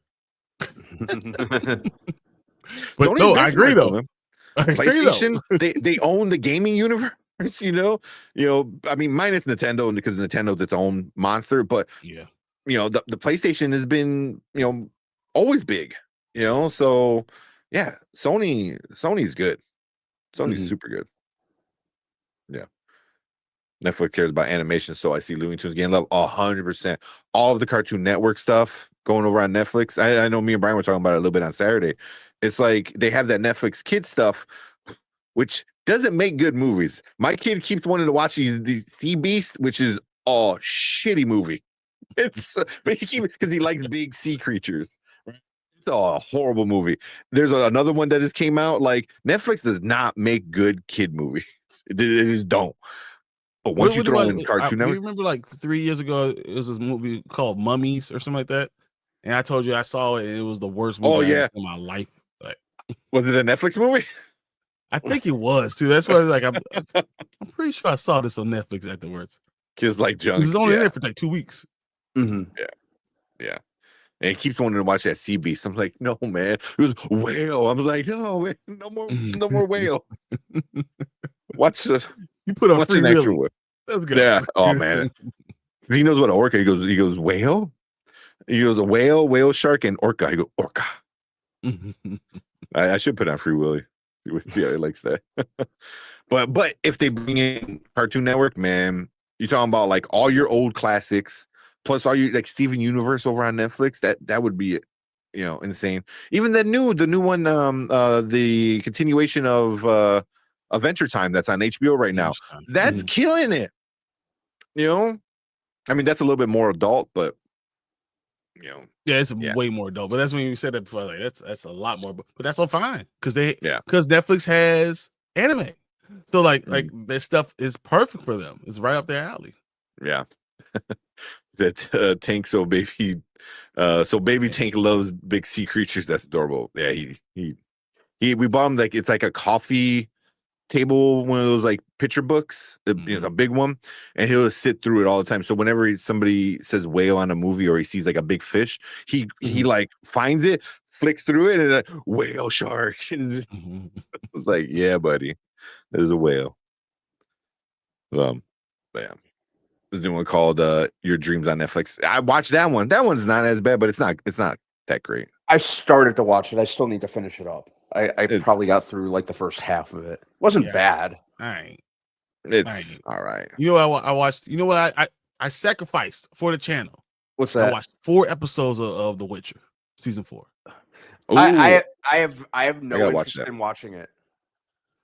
I have no interest in watching the new season. It's just hard. It's really hard. It just looks like absolute ass. Yeah, it's just totally different. That's what's it's totally different. It makes no sense. And I'm not going to pretend like I held the Witcher in high regard to begin with. Like I found it watchable. I found it fine. I was never really like a huge fan of it. But to replace Henry Cavill with what's his face, Liam Hemsworth. I'm sorry. It just when Cavill stepped down, that's when the show should have been scrapped. But I agree with Cavill. Everything he's saying, the problems with the season 3, Cavill's right. Cavill was right. He's making right. Sure. Come on, you guys are doing a terrible ass job. Thor 2B. The one we get a lot on our short video is Timu. Timu Witcher was a big one. I did like The Witcher in the beginning. Yeah, it was good. Yeah, because that's when they were following the books and following the games and following all the stuff that was going on. When you understood that it was this darker thing. Season 3 kind of did start going a little bit off kilter a little bit, but because it was Henry Cavill, you kind of let it go. Figure he could figure it out. But I understand. I will also be like, y'all doing the wrong thing. I would have said the same thing. What are you doing? Yeah. You're gonna be mad at Henry Cavill. But yeah, we'll finish just the Netflix. We're bashing Netflix right now. But if you get Warner Brothers, maybe you get better stuff. So no, I mean they still did other good things, So I mean, Extraction 2, Stranger Things, fire. Stranger Things rules the world. They broke Netflix. You know how hard it is to break Netflix? Yeah, twice. Right, you broke Netflix 2 days in a row. You broke Netflix. Come on, bro. Can we get a Harry Potter Netflix crossover? Come on, man. Let's go. Ooh. Come on. You can't. There we go. That's what we're gonna get. Harry Potter, Stranger Things, Netflix. Instead of Will's a sorcerer. Voldemort, it's Vecna. They say Will's a sorcerer. Will can't. He don't get no love, and he gets to go to the school of wizards. You're a wizard, Will. Dumbledore comes out of nowhere. I mean, like a 40-year-old with that bowl haircut. In with all these Lloyd kids. Christmas haircut. Yeah. Oh man. But we'll finish off, for now, it's just right when you thought it was done and we're gonna get details for how that was gonna work out. The bidding's not done yet. So it's never over. Yeah. I think we're gonna be a while before we know who's gonna buy it. So, it's interesting, and we didn't even talk about what happens to DC, if one or the other buys it. So we'll see. We'll talk about that later. That'll be a whole nother thing. But we'll finish that now with this Warner Brothers news. But we want to hear from you guys. If you heard anything different, maybe since before this the clip comes out, there's more news. Who knows? This seems like a daily thing anyway.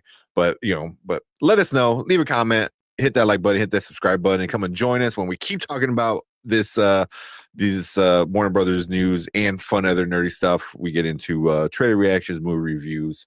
But we appreciate everyone hanging out with us. And if you are in the live chat, stick around. We're gonna move on to our next topic. All right. Yeah, man. Mm-hmm. Let's do this. Welcome to Derry. Yeah. Oh yeah. Netflix buys Crunchyroll. I would never cancel Crunchyroll. Why not? Netflix has some pretty good animes. They're not great, but they're not all bangers, but they have some pretty good ones. Netflix has Dragon Balls and Infinity Stones. Oh, that's hilarious. Imagine like Thanos like summoning the dragon. That's awesome. Oh man. I need to watch the last episode of the Diddy doc. Is it on Netflix? It's on Netflix. Yeah. Okay. Yeah. Take that. They made it much about two supporting women. I don't even know what that reference to. Oh, real quick before we move on.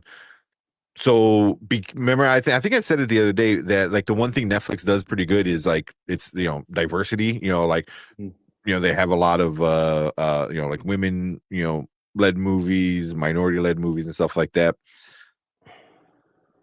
Not everyone likes it, and there was some really racist shit on Twitter about oh, if Netflix buys it, this is what we're gonna get from DC, and it was just like it's all black Justice League. Like there's that, and there's a bunch of other stuff, like all women, this and that, and I was like,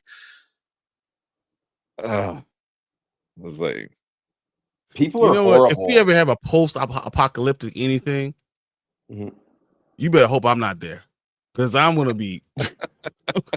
Dude. I'll be the wrong one. I'm like, man, you keep on killing everybody.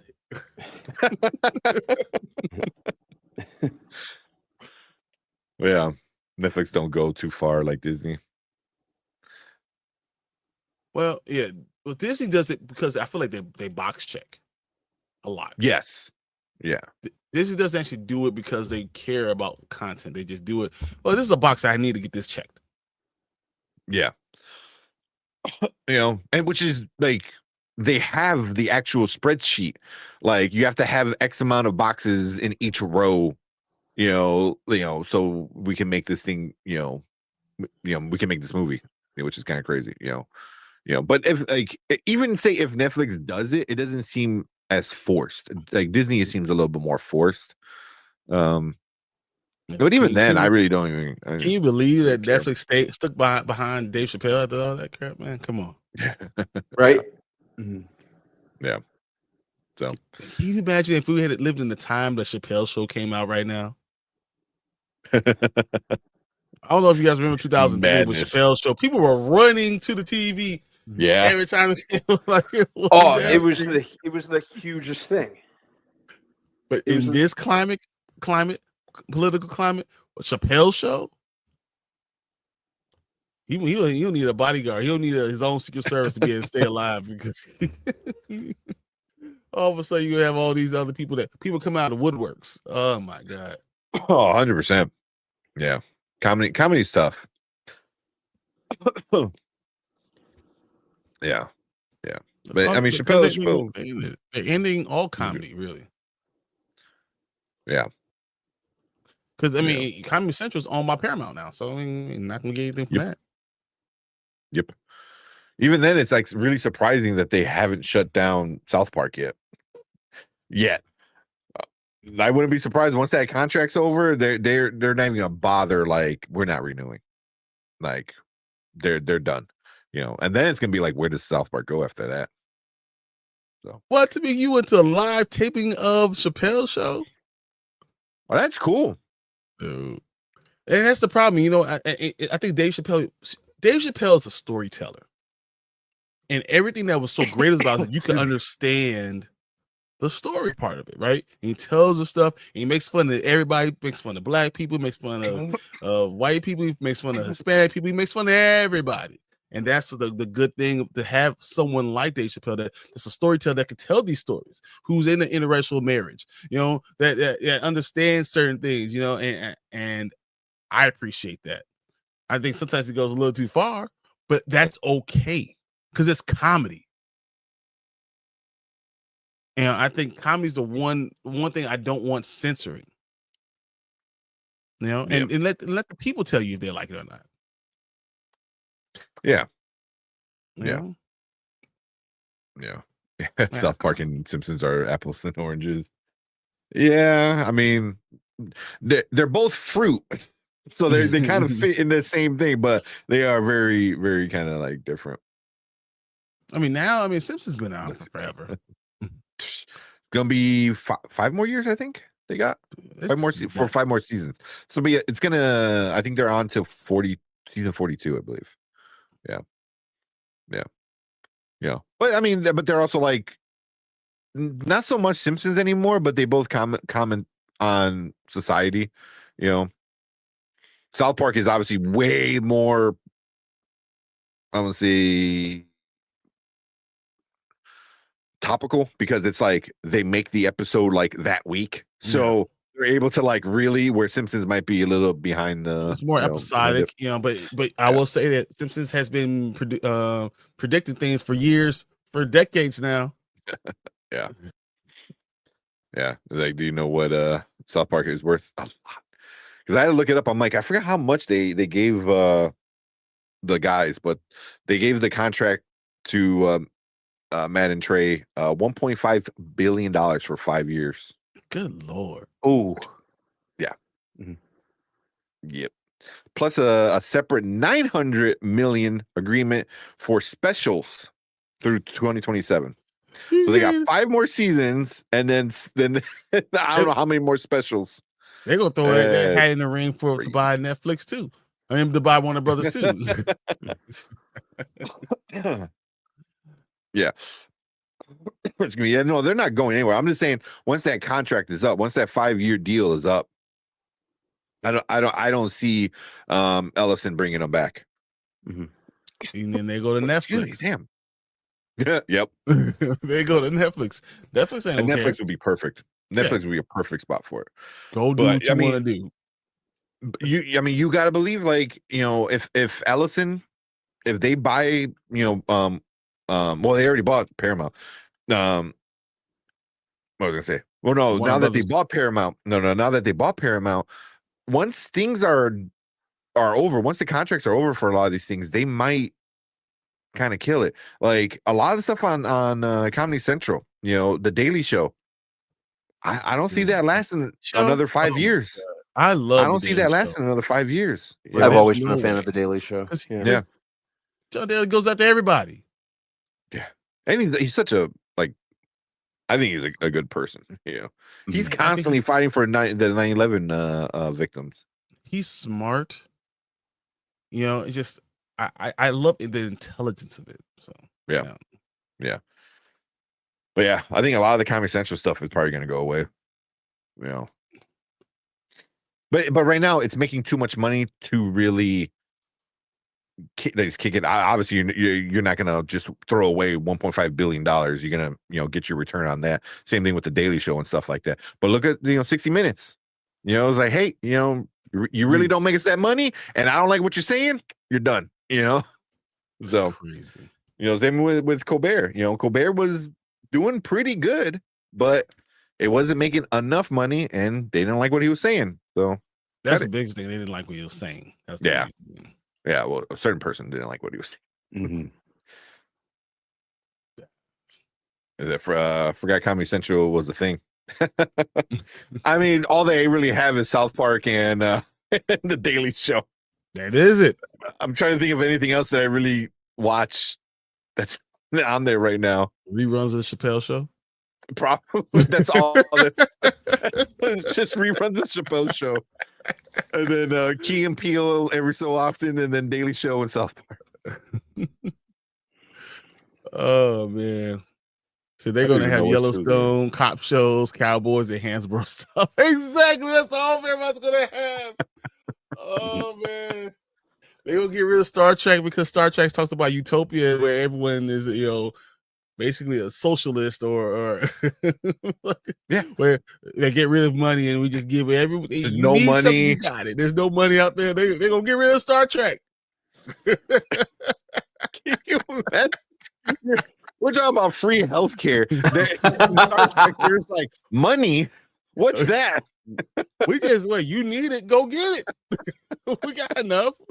That's space. Talk about. We have replicate. Why do we need money? Yeah. Oh my God.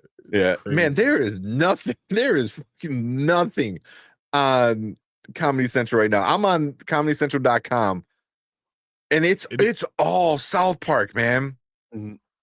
It is all South Park and it is all Daily Show. There's a commercial for Sirius XM. Nathan for You is awesome, but I don't think that's on anymore right now. Like, shit. Beavis and Butthead, Dig Man, which I don't even know what the hell that is. Yeah, it's on Comedy Central. I haven't watched it. I think Andy Samberg voices the main character. Isn't it? Like, there is nothing. Like, legit, those are the two things and then reruns. That's gross. Yeah. Yeah, I'm looking at Family Guy reruns, South Park reruns, all morning, Tuesday morning, South Park, and until 2:30, and then it's back to Family Guy, and it's just reruns of Family Guy. I'm at 7:30, 8 o'clock, 9 o'clock, 10 o'clock, The Daily Show. All day, South Park is playing Family Guy and South Park until The Daily Show comes on. Yep. And then it's The Daily Show, and then it's back to Family Guy. Yeah, South Park, Comedy Central's done, man. Comedy Central is done. 5 years? Yeah. 5. Well, because they had the 5-year deal with South Park. South Park. Yeah, after that, that's it. They're done. They're done. I won't even sub to Paramount Plus. Hell no, they cancel my subscription, my free subscription. Yeah, I did too. And I love Star Trek. I only did Paramount because of Star Trek. That was all I was doing. Yeah. I'm done. You gotta get the DVDs, the DVD sets. I know you got these. I know you got them all. I got multiple copies of them just in case. I got another one of Next Generation, like the big box sets. Just season 1 is like massive. It is. So I have the two things that have a whole season, and then I have all the silver ones too. So I have the Blu-ray black ones, which is just 2 of them, and then the silver ones is season 1, season 2, season 3, all the way to 6. So I have both of them just in case. You never know. Know what you don't need. We're supposed to be talking about Welcome to Derry. I don't know what the hell we're doing. But I buy stuff like this all the time, like classic cartoons. Got Mighty Mouse and all this other stuff. Whenever I see this at thrift stores, it's just like it's classics, man. Woody Woodpecker, Popeye, Old Casper. Thing I love. I have that Star Trek too. Oh my God, the same stuff. I have 6 copies of Star Trek. Jesus, crazy. Captain Planet. I had the entire season of Captain Planet. Oh, yeah. Captain Planet. Where'd you find it? He's a hero. I don't remember. I'm sitting there looking at it like, wait. Half Price Books. Half Price Books is a great place to go, man. They're super cheap. They're in good conditions, and you can get a whole set, man. Like I got my Ninja Turtles. Yep, my Ninja Turtles right next to the Captain Planet. I got for $20 the entire show from 2008, I think it was. So, wait, 2000. Oh, wait, the one on Fox? I believe so. I think it was on Fox. No, it was the one after that one. The Nickelodeon one? Yeah, I think it might have been Nickelodeon one. Yeah, that was 2000. Was it 2012 like 12? began. 12? Actually, the Captain Planet I found at Walmart in the discount bin for $5. Nice. That's a steal, Whole man. season. I mean, it's $5. DVD, but who gives a shit, you know? Yeah, it's like whatever. Because it's not scratched. You know why it's not scratched? Because it never been open. Because it was Walmart. That's a good deal. Yeah, this one's awesome. Oh, the classic one. Nice. So I have two of them. One that I got from Half Price Book, and then one I got from Walmart. Nice. Yeah. That and I got like the Batman animated series. So there's 4 volumes.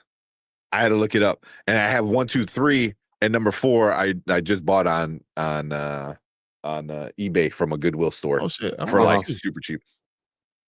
Yeah, but 2. Brian's got Gargoyles. Gargoyles is crazy expensive. Like there's like season 2 part 1 is randomly like $80. So I was like, I ain't spending that much, man. Yeah. So let's talk about Welcome to Derry. Yeah. So y'all talking about we are. Yeah, let's get in sidetracked. All right. Let me get the screen up. Yeah, once we start nerding out about stuff. Dude, I just want a Captain Planet movie. That's what I want. It'll happen eventually. I want Don Cheadle to be Captain. Me too. Oh, yes. He's the only live action Captain Planet I will accept. Yep. Absolutely. I was literally looking forward to talking about this with somebody. All right, let's get going. Let's talk about this. Let's go.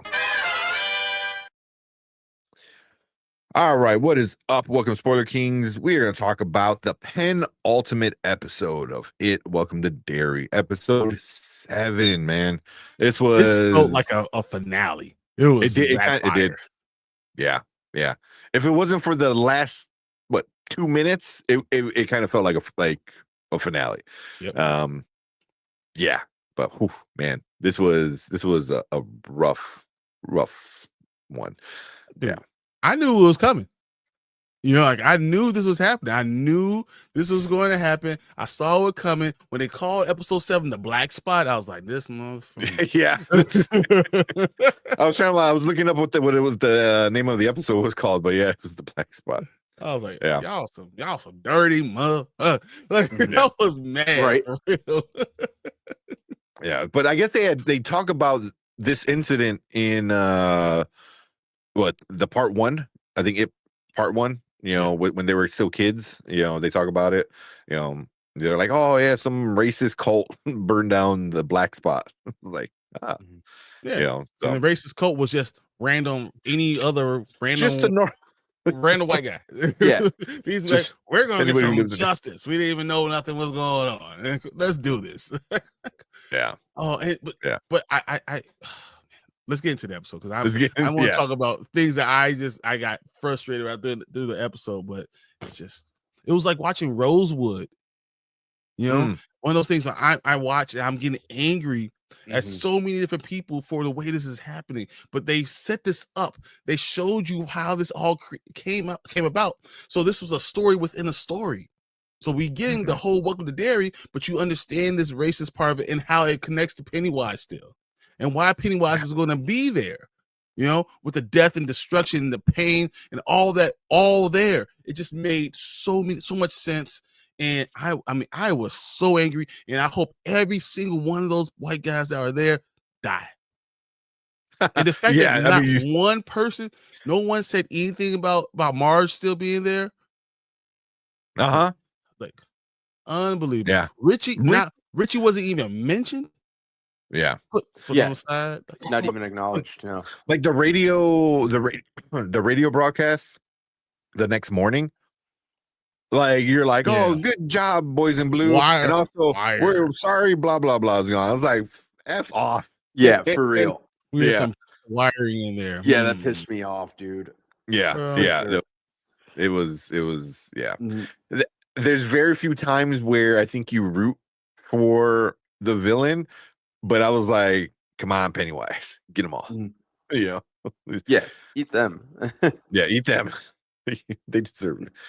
But like but yeah. starting off, I mean, if you want to start the episode, I mean, you get talk about we really Mhm. get the background about Pennywise, right? So Mhm. you start to see him, you still understand the background of Periwinkle, you start to understand who Ingrid is, how old Ingrid is, the 1908, all that stuff, and her father, and why that connection with her father, and why she feels a certain way. So you understand why she's the way she is. Doesn't excuse anything from her, but you should understand what's happening. Yeah, yeah. She just all she for her is that she just misses her dad, you know. And I get it, you know, No, but you don't feed Pennywise little girls like that's not okay. It doesn't matter what you say. Yeah. Yeah, so we'll get into like a lot of the stuff because there's a few things, like maybe like 2 things that I had a little bit of an issue with. But yeah, that's because like that pissed me off. Yeah, that was very dumb. Yeah, Skarsgård, amazing, man, because he was able to do Pennywise without being like the creepy monster. So he was just like a man, and I thought he killed it, you know, as that, you know, still had that look, you know, but it wasn't as evil, I guess, you know. But yeah, we'll start with Brandman. What you think about this episode? First and foremost, it's funny you guys mentioned that because, like, Bill Skarsgård, ladies and gentlemen, awesome on this episode especially. I thought the first like 10 minutes were really, really cool. Seeing you know, kind of a little more backstory for Pennywise himself and the character of Bob Gray. I really liked that. I really liked his performance. I'm Pennywise, your dancing daddy. That was crazy that he really said it. He said that. He said that. That was nuts. Oh. Just the tension of what happened at the black spot, and that took up a pretty good chunk of the episode, and I was just on edge the entire time. Just emotional gut punch, obviously, with what happened with Richie. That was because he was one of my favorite people in the group. So yeah, I got a little upset by that. I'm not gonna lie. Pennywise just had no chill this entire episode, which was also and the way that it ended with Will getting hit with the deadlights, I'm like, shit. Like I audibly yelled that out loud when that happened, and then it cut to black. I'm like, no, I gotta see what happens next. You know, and just the unsettling factor. You know, Pennywise calling Will and taunting him using Ronnie's voice. They never let you forget that no one is safe at any time on this show. So and I like that. You know, so it's got me waiting hand and foot for the next episode. Yeah. That to me possibly the most impactful death. Honestly, I thought one of the dads were getting murked. Yeah. I mean, we're not done yet. We still got another episode. We still got one more, right? So yeah. Richie is the real hero, man. He was MVP. I mean, in the way so I've never heard Game spit so hard. Like, I mean, the things he said, I'm telling you, it was better. It was better than we've got that freaking Titanic movie. It was better what he said to her. It made more sense, and he kept it. He laid down on top of it to make sure that she could get out. Dude, that was some stuff. Yeah. Stuff. Yeah, that was rough, man. Yeah. You know, that whole scene, like you said, the whole scene was just. She said, "I love you." Like after he says all those words, she was like, "I love you." Forget this. Yeah. And then we know that later. Remember, she names her son Richie. Yeah. She never forgets this. Yeah, this is like forever, you know. Because after that, I'm like, oh, she better name her kid. I'm like, oh yeah, she does. She does. I'm like, you better you remember this man forever, you know. I mean, Yeah. such a young kid dealing with racism himself, right? Yeah, being a young Cuban boy. Cuban boy, yeah. So here's my question. Here's my question. Why are every parent in this show is terrible? This should be the 10 worst parents of all time. I don't even understand. It's like literally, I give Charlotte a hard time because I think Charlotte is a terrible parent for leaving Will at the damn black spot at a black club all night. She left him there all night to be with his friend. While people are drinking and dancing and doing all stuff. What are you doing? Can you imagine leaving a kid and watching The Color Purple and you see the spot where they're at and you leaving a kid there? What the hell's going on with that? That's stupid. That's bad parenting. You know, we already saw what Leroy did when he slapped the crap out of Will, right? After almost killing him, right? Then where the hell are Marge and Richie's parents? For real. Yeah. We haven't even seen them, have we? At all. They're out there in the streets all night long. Not one person calling trying to find out where they are. This in the 60s. First of all, for me, the street lights came on. I gotta be at home. They're out all night. What is going on? These are the worst parents ever created. Period. Bar none, hands down. It doesn't even make sense. Like everyone knew the streetlights came on. This is not only a Chicago thing, right? This is across the world. Streetlights came on, gotta be home. You know, so these kids are out all night. They didn't call police. They didn't call not one person. No one is looking for little kids. What is happening?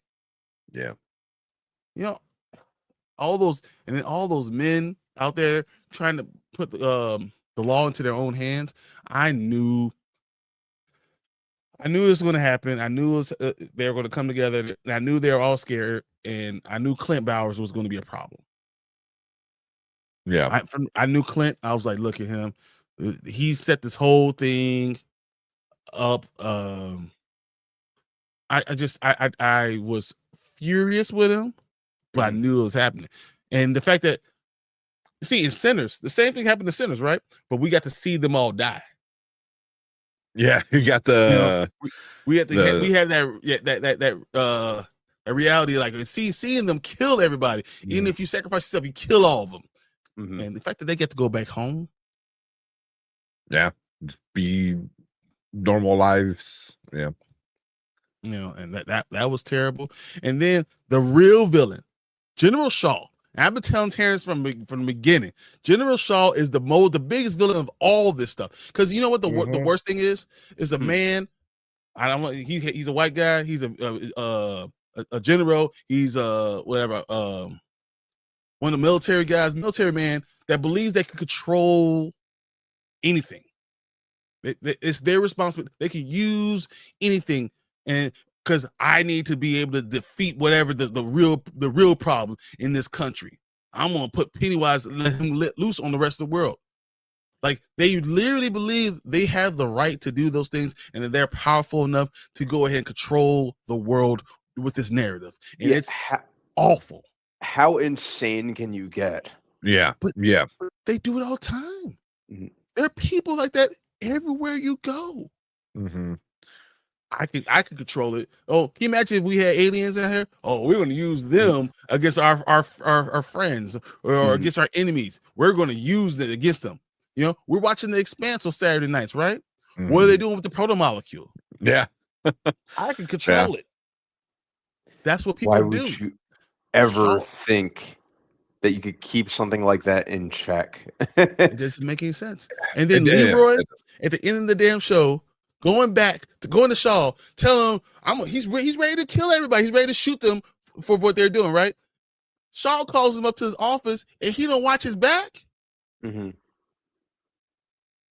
tell me you just gonna walk in and be in the middle and then don't not hear anyone walking up the damn stairs? Hey, right behind you. He gonna shock you? Come on, man. You didn't take the thing with you. Take it out, give it to me. I'll go up there and talk to him. If I don't like what your answer, then I'm going to do something to it. You know, I could destroy this thing, or I could bury it. I'll run off and put it somewhere you never find. There's things you should have done. But Leroy being a bad parent, being a bad husband, and not even a bad military guy. I don't know what the hell. He's just made so many bad decisions. It made no sense. And it's not the country. I mean, it's not the town, because he only got there just yesterday. Like, he hasn't been there long enough for it to affect him not drinking the water. Leroy made so many bad decisions. It's crazy.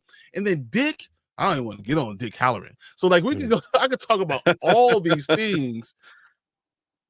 But I will say this last thing I want to say is, Marge, you redeemed yourself. I no longer hate you. Because by episode 4, I was ready for Marge to die. When she was going with the knife, the saw, I was like, cut her. Let's go. Let her go. Now, after this whole thing, Richie, you redeemed yourself. And man, I'm sorry. Complete 180, right? Oh, yeah. Yeah, man. I mean, so I know you guys are talking like how much it's good. And I this was a great episode. I'm going to start with some of the bad things, because talking about General Shaw, I didn't, there's that trope of like, I can control it, it's just, white man with power thinks he could control anything, but the thing is, like, how?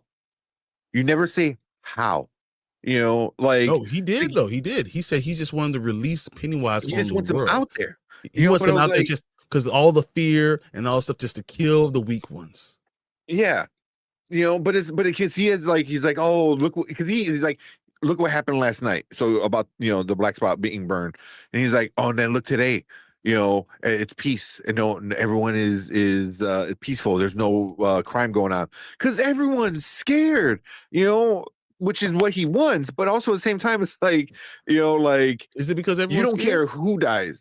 Well, I mean, because I don't think any of the people in the town care about the black spot because it's the black spot. Yeah, and that's a whole other thing. It's like he's cool with just sacrificing minorities after he was so like yeah, you gave them all up, but he was just so like oh, like in the beginning of the show, he's like, there's no like he doesn't tolerate it. He goes, he doesn't tolerate racism and all that shit. But it was like, but he used Paulie, he used Leroy, he used Nick, yeah. And you put him in there to literally create this like annual thing. Yeah. Yeah. So, doesn't give a shit about the Native Americans, and supposedly he's like liked Rose at some point, it's just, yeah. It's a charlatan. Oh, yeah. So that was kind of like, it was like, that's not controlling it. You're just going to let it run amok. And then you're just going to take advantage of the fear that it's causing. Like, that's not controlling it. You know what I mean? Like, so I thought that was a little silly, because he saw it. I think that's realistic. I think people really are that type of people, especially a military person. And you think that this country is weak. We're losing because we're weak. Sometimes some people just want to see the world burn. I know, trust me. Yeah. Yeah. So I mean, I didn't really care for that. I was like, because he started off as a guy with like this plan and blah blah blah. I knew he was going to be a problem. It's just like, I'm like, it kind of lacks direction. You're just like, oh, we're just going to use the fear, and then what? You're just like, oh, no one's going to do anything the next day. But it's like, eventually you run out of people to scare, or you get a whole country full of Leroys. Yeah, right. That don't have the fear. The fear that live without the fear because the fear is already there, so they gotten stronger because of it. But even that doesn't even make sense because he wants peace. But now you got people who are going to be without fear. It's not like they're going to be any more peaceful. They're just not going to be afraid. So the whole thing is kind of like half cocked at best. But I didn't ruin it because, like you said, Brian, like it's something that you can see happen in the real world. It's like some crazy shit. I mean, look, that's the main thing to the mummy. Yeah, control it. That's just what they do. Yeah. You can't control it. Yeah. Oh man. Is it the weapon with the weird name? Makashuti. Yeah. Oh yeah. So the bat with obsidian in it. Was it a bat? The thing I forgot what. It's just the shard, right? The shard, right? Yeah. The shard is what protects them, and that's why what's the name has it? Lily has it. Yeah, that's who has it. I'm like, who has it? Lily has it, and she wanted to use it, but no one wanted to go back down there. Right, I mean, rightfully so. Yeah, I would tell Lily kick rocks, bro. Yeah, it's a shard. It's a dagger, but it's a shard. That's what they call it. The shard. Of the meteor. So it's just that was kind of annoying with it, but overall, man, this was like a really, really good episode. Dick Halloran was ready to leave the damn kids. He's like, we can't save them. Just get down there, and then he goes and tries to save at least. Yeah, but if Richie didn't get caught by that beam coming down, he probably would have been able to save them too. Yeah. But who's the dad? Hank? Was it Hank? Hank? Dude, another bad parent. Why wouldn't Hank say, take your monkey butt back home with my mom, with your grandma, and I'll come pick you up? Yeah. Like, what are you doing? I don't understand. Like, I will come pick you up together. When it's time for me to go, we'll scoop around and come get you. You know why it doesn't matter, Ronnie? Because they think all black people look alike. It don't matter. Mm-hmm. Which is they did that in this episode, which was like fucked up. But yeah, once again, and she even points it out. She goes, "Ain't no one gonna look," because it was just like crazy. But it just like I get he was trying to do the right thing and not sacrifice everybody for him, but also it's like they don't know you're there, man. They think you're there. You coming out proves you are there. Now everyone's in trouble. No, what he should have done is found a way. They should have had a little trap door for him to leave out of that room, right? And like a little tunnel, something, get out. And if he would have left, then you could have said, "Go ahead, check the place." They check. Yeah, they don't see him, and you say, "Well, he's never been here," and then they leave. Yeah. So that's why that was kind of like stupid. He's like, "Oh, I'm here." I was like, "Bro, they already lied. They already said you're here." Yeah. And then why did Hank allow Will to stay around and have the conversation with him? Dude, you are on the run. You know these people are coming after you. Why are you sitting there talking to kids in the middle of a club? Mm-hmm. Yeah, like why are you still posted? Why aren't you moving? Yeah. Like yeah. Or even the next day. Like everyone, all the cops are there, fire department's there. You're literally like 20 feet into the forest. Like, what? You're still in the same place. You couldn't run nothing. You can't get out of Derry. We all know Derry's a problem. Yeah. Why can't you get out of Derry? Yeah. So, that made some little issues, but it's just to tell the story, obviously. So, but nothing that ruined it by any means. I just kind of like rolled my eyes. I was like, oh, okay, we're doing that. But I think a lot of these are character decisions that we roll our eyes about, but not necessarily bad writing. No, 100%. No, the writing's absolutely fine. Better than fine, actually. Would you walk in those woods? I think it. I wouldn't either. Me, I would have left a long time ago. Yeah, I would have been since gone. Yeah, I do a breakdown with Anzo on was it Thursdays with Terrence, and Terrence was like, "Look, let's go fight Pennywise," and I'm like, "Dude, not only when I'm not going to fight Pennywise, I'm going to knock your ass out, and I'm going to put you over my shoulder, and we leaving town. I ain't fighting none of this stuff. What are we doing? Why are you trying to stay this whole town? That's the long and the short of it. Sam will be gone Take before dark and leave. Yeah. Don't have to tell me twice. If once Leroy knew what was going on, and he told Charlotte, and they didn't say, "Let's pack up and get the fuck out of here right away." Come on, man. Yeah, that should have been the first thing. Is like, all right, let's just go. Yeah, where they're in Maine, right? I was like, I'm like, all right, you could drive to Canada. Like, get out of here. Figure out a way over the border. I mean, there's no Mounties over there looking for you in Canada, like to stop you from going to Canada. Like, no, let's go. Yeah. I said my son asked me if I could take Pennywise. You looked at him like, Dude, you want me to die? like first off, what? like I'm gonna making a scary movie because you know when I hear that sound, you know how scary movies they say, what was that? Let's go investigate. No, that's not me. I'm going like, what's the sound? Oh, time to leave. You That's don't me. even ask what's that. You just Nope. start walking the other way. Everyone, let's get in the car. Let's F out. Let's go. He said, I said yes if I knew there was a rock. It's afraid of that game. Man, tell you, it's not going to. I'm out, bro. Especially so that was another like one little thing I thought was like kind of stupid was when was it Ingrid? Mm-hmm. Yeah, right. Yeah, she's the daughter. The daughter. She's Periwinkle.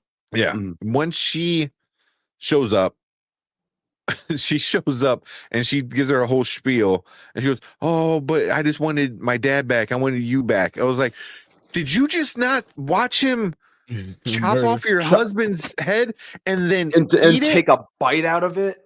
And you're like, Daddy. I was like, what? Wait, did you remember in the little girl? And it was in 1930. Mm-hmm.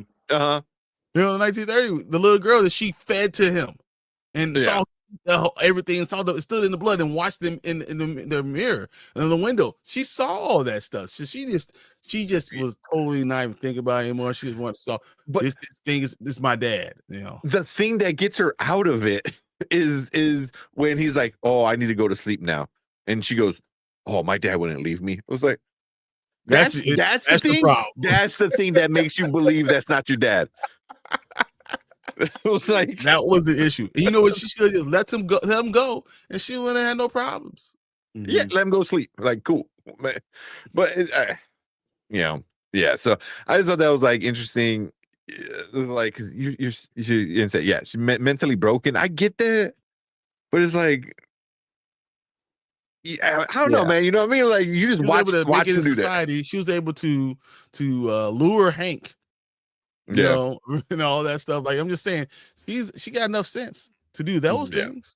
Yeah, because that's why it's important to be an active father. Daddy issues be real. 100%. Oh, man. Hey, can you name a good father in this show? No, I cannot. Yeah. Like a good parent. A good parent anywhere in this show? Dude, bro, all y'all terrible. This is. I mean, Pennywise before he became a demon wasn't bad. You know, he was. He was looking out for his daughter, but that's about it. You know, man. No, Leroy can't be a good parent because he brought his kids there and then didn't leave immediately. He didn't send his. He should have said, "I found out what's going on, Charlotte." Sat her down, told her what's going on, and tell her to pack the bags right now and go. Mm-hmm. Yeah, Tamika, you're right. You got one. She got one. Hank's mama. Yeah. That's right. You're right. Saying the right stuff. She's the only one. And then she was like, "Oh my, he got caught. Damn. Well, we don't sit over here. We can't do nothing. Can't go get him out." Yeah. Oh man. Rose and Charlotte, the best parents. Hell no. Charlotte, the one who brought Rose, yes, Rose definitely. Charlotte brought the kids to the club and left her son at the club. Yeah. Not a club at at the drinking out bar club. Nah, bro, no. I can't get with it. She's letting Will. She knows Leroy tells her about the town, and she lets Will go off with his friends. Mm-hmm. And then only gets mad at Will when he's about to kiss a girl. Yeah. It's not one mistake.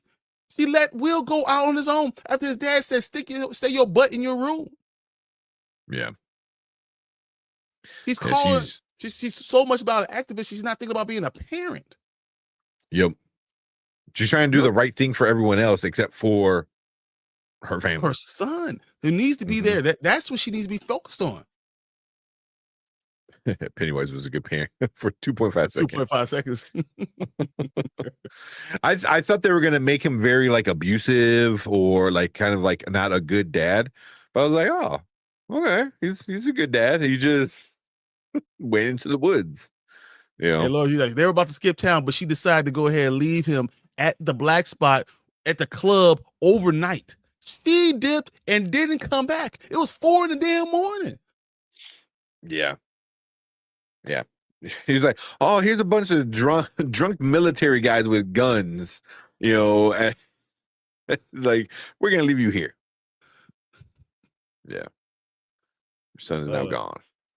We'll see. I don't know. He's gonna matrix this, man. We're gonna matrix you. The worst parents, Lee's mom. Oh, Lee's mom is. Oh, yeah, she's. She got some problems too.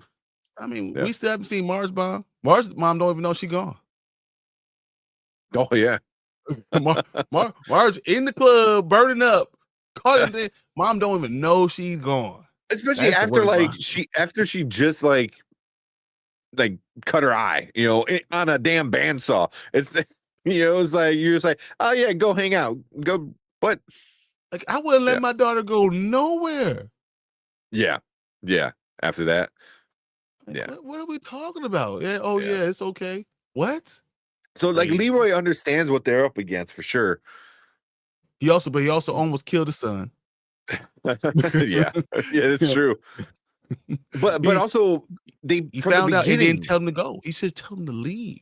And then you also remember he had a terrible relationship as well. Yeah. And from the beginning, they already made him out to be not a good parent because he wasn't around enough. So yeah. Lady mom is crazy, so you crazy. I mean, but also, I get why at least Lily's mom is a little crazy. Is like you lost your husband, everyone grieves different. It's a very, very graphic way. Some people just can't handle that. It's not an easy thing to get. Hank is abusive. To who? Ronnie? Yeah, he was very good to her. He was very. It seemed like he was a really good father when he wasn't on a run and put her life in danger for that. Yeah. I mean, we feel like he was like a good person because even in the first episode, with the other little boy at the movie theater, like he was thoughtful. He said, "Let him go." His son was good. Yeah, but the difference is Leroy almost killed him too. So yes, Will's had his life in danger multiple times, but when your dad almost killed you, remember for Will how traumatic it is when he saw his father in the river, and then Leroy was there to see the burn marks on Will's arm. Mm-hmm. And your first thing was, I know something's wrong with this city. I know something's wrong with this town. It's time to bounce. I'm not letting my kid be in any danger. Yeah. You know what I'm saying? Like, but that was in the river. That was before any of this stuff. Leroy's abusive. Yeah. I mean, not physically, more emotionally. I would say that in the 60s, these are baby boomers. You ain't talk back to a baby boomer. Yeah. Oh yeah. You talk back, boy. You lucky you only got slapped. Honestly. Yeah. Even if it was fake, why shoot? Well, that was what they were told to do. Remember? Because he's like, if you see anything weird, shoot because it like scares away the monster. So it don't kill you. Remember he shot his wife, I believe, and it wound up being a monster. But she was turned into a monster, right? That's one thing. Different when you see your son looking scared. I'll wait till I can't shoot my son no matter what. And I understand him being pissed off at Will 100%. Totally understand that. But then after you do that, you can't just turn around and slap him like because he said something, like you almost killed him. It's like that's kind of like bro, maybe you probably shouldn't be doing it. I just think it's bad parenting all around. And you should know where your kids are at. Yeah, right. Yeah. Like there's not a time it's coming 8:00, no matter where my kids are, that I don't know where they are. Mm-hmm. Especially if you start finding out like stuff ain't right. In a new town that you just got there. Yeah. And during a racist time, my black son, nah, bro. I know exactly It's going to be. Me and Chris can catch a fade debate. Oh man. Yeah, we'll leave his daughter without parents. I would say, he got locked up over a woman, and would leave his daughter without parents. Yep, that's a bad move too, Hank. I mean, if you're going to be doing this, you forget where you are. This is before 1968, right? Before we even have, we're still like basically 3/5 of a human, right? Before you have voting rights, you're not even allowed to vote. No matter if you're in the north, south, no matter where you are, you still have that right. Now, if you're in the South, you get the Jim Crow South, then you have real problems. So like, if I know that's going on with my son, I gotta get my son and my wife out of there. And that's the problem I have with Leroy. You gotta get him out. Well, even with Hank, because he knew, right? Because I forgot what episode it was, like 5 or 4, where he's like, they'll kill me. He's just flat out like, they'll kill me. So, yeah, that's nuts. Leroy, yeah, he was cracking the racist dude wife. Yeah, that happened to be Pennywise's waitress. Yep. No, that was Pennywise. So Pennywise's daughter, was it? No, yeah, that's Pennywise's daughter. Yeah. Ingrid is his daughter. Yeah. So, yeah, he try to save her life. Both are dead. Got touched. Yeah. You never wrong, man. Like that was it. You know what? But you also have to put that same thought in Hank. So now you have your daughter, right? You're raising her alone. It doesn't seem like he was dating anyone, right? He thought he had a connection. Doesn't matter who shit. He's been in this town his entire life, right? So like if he sees a woman who finally they have this connection, it's already lonely enough because you only a father. You're running this theater. You're doing all these things. You don't have anyone. So imagine not having anyone for 10 years. Because I think her mother died when she was born, when Ronnie was born, right? That's that crazy episode we had number 3. So he's been alone all that time. That's mama lived with him. You ain't getting none, right? So like to have that interaction and think that it's something true, I understand, Hank, but I also understand that you can't do that during this time. Because what'll happen. He knew exactly what the result was. They're gonna string me up right in front of everything. Yeah, but he also he did know she was white, and he did know he has a daughter. Yeah. He didn't know she was crazy, but it didn't matter if she was crazy or not. Like he knew if people found out he was dead, literally dead. They will kill him for it. So it didn't matter if she was crazy or not. I mean, the crazy stuff later. I don't even think he still knows that she's crazy, right? Not yet. Not yet. Now, I don't know if he's gonna find out now because she's gone. She's with daddy. Inside of Pennywise. But how awesome is that cuckoo for Cocoa Puffs? Because he's black. Cocoa Puffs. I didn't even get that. That was a good one. I love that part. That's awesome. That's funny. That's funny. But yeah, this is a problematic show. Everything is really good. All the writing is still done well. We're talking about this, but we're not saying that stupid writing that will never happen. We're saying, oh, that character was stupid. You probably shouldn't have done that. But this is still overall a good show, and this had be one of my favorite shows I've seen in a long time. Yeah. This year, man, this is like a really, really good one. And also, like the stupid decisions can get played off of being in Derry. You know what I mean? Like, you have this evil entity that literally makes people kind of not think right. Like they don't remember when they're not. When they're out of Derry, right? They forget. Yeah, so put in the water. Yeah. So it's definitely, it's kind of like, they're racist, but is it exaggerated because of Pennywise, or is it just because they're racist? Maybe a little bit of both. Yes. It's America. Yeah, this exactly. is America. And because it definitely allows Pennywise to do exactly what he just did, just went out a feeding frenzy, you know, but And then for them to wake him back up, wake him up, taking out that pillar and destroying the pillar with, bro, that was stupid. Dude was sleeping. He was sleeping, and then you woke him up. Years. Yeah. So, man, any last words, Brad man? I think that's mostly it. Yeah. This is 1963. Mm-hmm. I need it to be next week so I could see what happens to Will.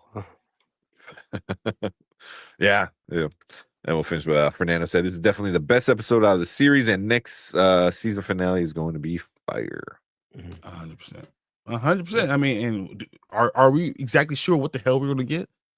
We just talked about all this stuff, right? And this is we've had all these episodes, and at this penultimate, we still have no clue what the hell's about to happen. We assume Will's going to die, but I don't think Will's going to die. No. Well, no, he has to have a kid, don't he? so survive somehow. Is it possible that Pennywise tries to burn down their house? And we saw that vision of Leroy, being all burnt up, and Charlotte being all burnt up, and they die saving Will. Or specifically, Leroy dies saving Will, redeeming himself from all the other stuff that's happened with him. Mm-hmm. And then that breaks Will down and say, my dad. But he's the one that saves him. Yeah. So that's a lot of questions. Man. Pure chaos next week. It's gonna be wild, man. Because now he's not confined to his little space. Our friend Martin. Who was Martin? Which Martin? I don't know which Martin. Was it I remember Maddie? Maddie. I was gonna say Maddie. I remember Maddie. Phil. I remember Paulie. Oh. Yeah, I remember. Yeah, same experience as Beverly from the yeah. That's really interesting. That's really interesting, Tamika. Yeah, I like that. But yeah, next week's gonna be really good. It's gonna be a really good episode. It's the other thing, because Daniel now is with it's going to go tell Rose, right? Rose is with Charlotte, and Charlotte's with Hank. Does Hank go back in? Oh, it's a movie. Okay, by the time. Okay. Hank is going. Does Hank go back into town to help save Will? I don't know. I don't even know what's gonna happen with Hank. Hank is an interesting question. Obviously Will, and his family, Halloran. Well, what's gonna happen with Halloran? we do know what's going because we know he makes it.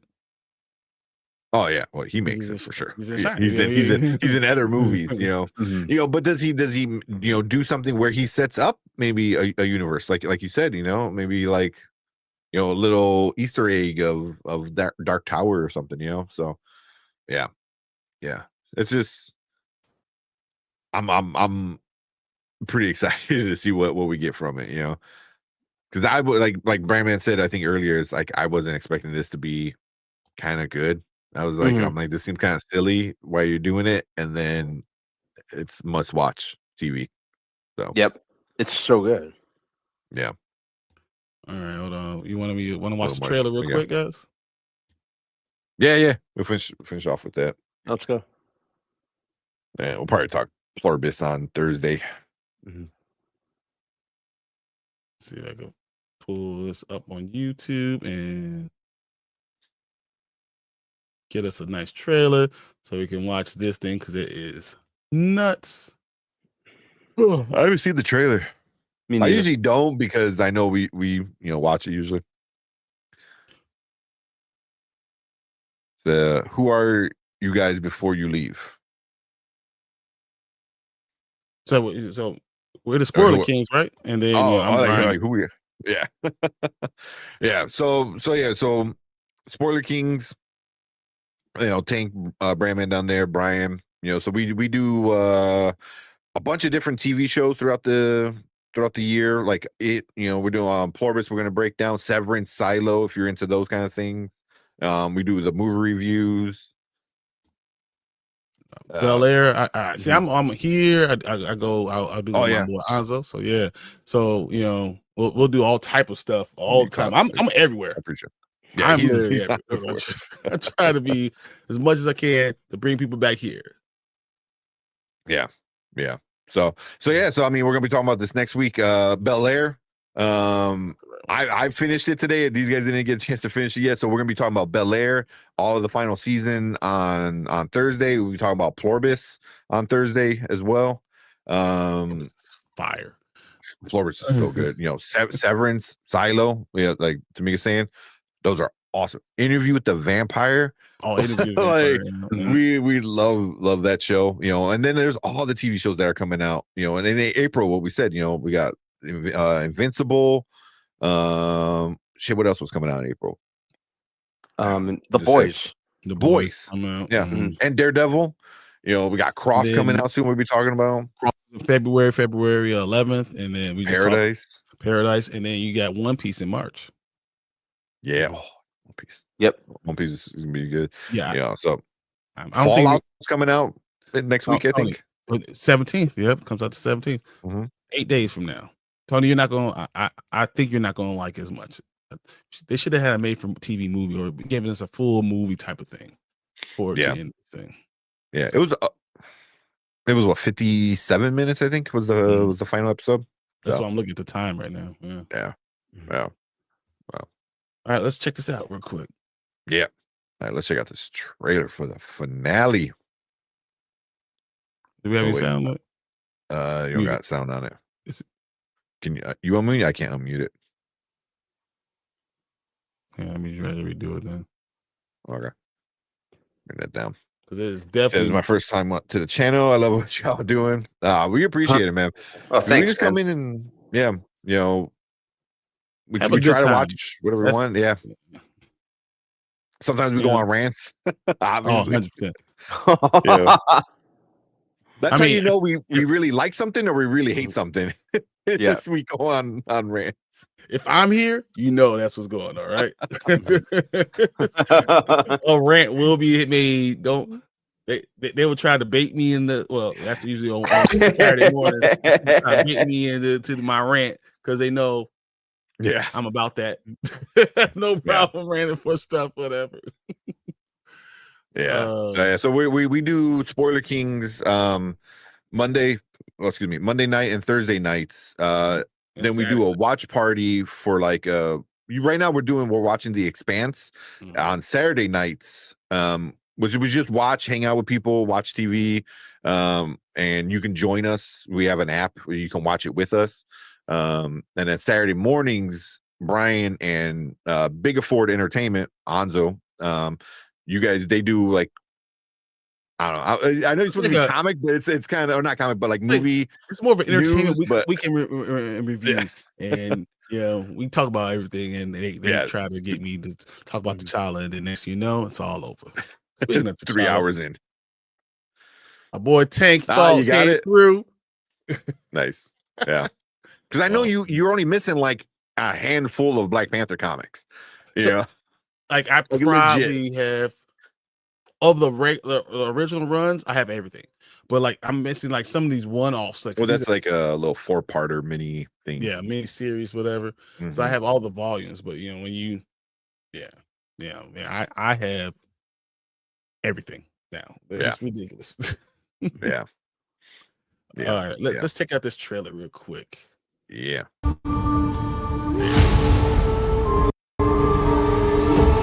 What the hell is going on here? It's like the whole damn town woke up to a nightmare. We have to stop this. I've always wondered how you did. Everyone is gone. Now it is coming for us. The one thing that makes people really listen is fear. You are fucking insane. Whatever that thing is, we will kill it. You got my mind all fucked up.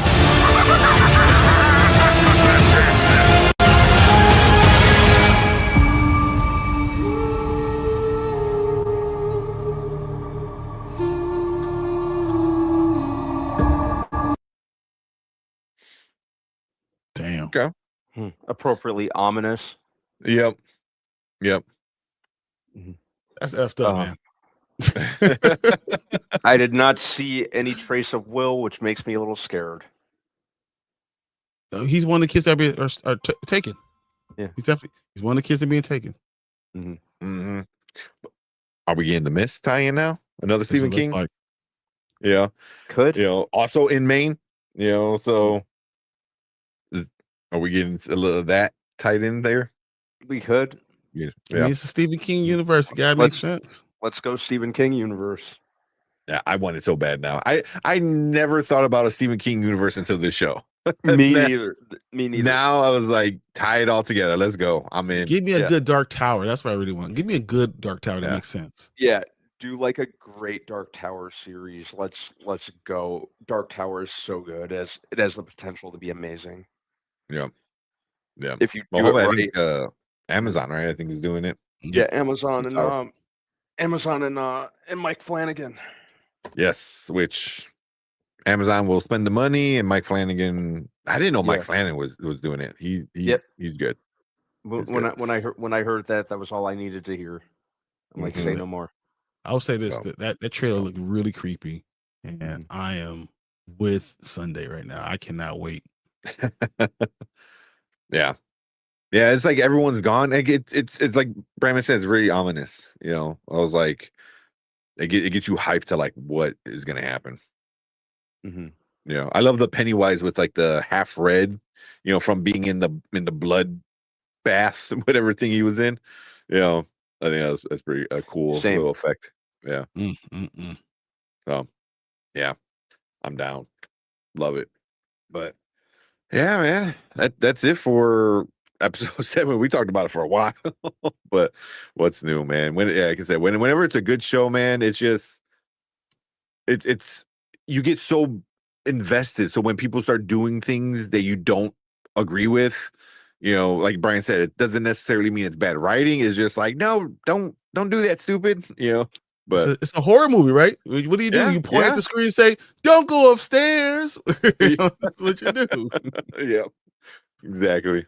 But we appreciate all you guys coming in. If you're watching on the replay, hit that like button, hit that subscribe button, come and join us when we talk about that season finale next week. It's gonna be a lot of fun. And if you're watching us on the live right now, I want you guys to stick around because we're gonna move on to our next topic for the night. All right, you gotta answer that. I know it's always go ahead, close the show because I gotta get out of here. Answer all right, quick. All right. All right, let's get out of here. Where's the audition link? I gotta settle a score. Oh man. Or you say what? Or you say what would have you done? With what? I might have skipped around a little bit. Pennywise got a buffet shop. Is a dumb bastard. I hope so. Yeah, because he's so stupid, man. It's like you're opening up the gate for. Yeah. Why would you ever think that you'd be able to I hope Pennywise gets like him. That? Me too. Yeah. I won't lie. I kind of want to see that happen myself. Yeah. Ooh, I wonder in that trailer because he's like, "Oh, I just wondered how you taste," because remember he was going to eat he was going to eat Shaw when he was a kid. Yeah. So maybe he finishes it. Maybe he gets him. Yeah. Rightfully so. Y'all got time for predictions? Yeah, probably a few, but we'll probably get out pretty soon. We're going on almost 3 hours of streaming. Yeah. I'm starting to want to go to bed. Yeah, Pennywise is gonna sleep good when he gets that itis from all those people. That's why You're not wrong. He got 27-year itis. You're not wrong. You gonna have some extra kids in there, man. The whole town, man. What do you think? How do you think they resolve this? That's a good question. They burnt it, right? So that one. So you go back in there, right? You put the mold back together. You put it back in the chest, and you bury it again. the shard Yeah, whatever's left that of it. Lily You has. burnt it, but you could just get the liquid part, burn it, get it, put it back together. Not even the one that they burnt, they destroyed. But just because you liquefy doesn't mean it's gone. It just becomes part of the whole like You lava. just get this together, put it back together, put it back in there, and bury that mother. Just I think they're gonna bury Lily's the shard that she has. Yeah, that was the roses, and maybe Rose figures it out. Yeah, because that would make sense because we don't see that shard in the future movies, which means there's no weapon to use against them, which they probably use that to reestablish. Do they do it in the house, the old house? What I forgot how the whole old house is. The old house is just a doorway to get to the things. Yep. Was that what it was? Yeah. So I think that you bury it there, and then that now kind of hits the lore that we still want from anything else, so it doesn't mess up with the movies. Yeah, there or shorten the area. Exactly. Now it's part of the town that's not you're not going to have. Yeah. Lily fourth quarter shank to save the day. Yeah, exactly. I can see that.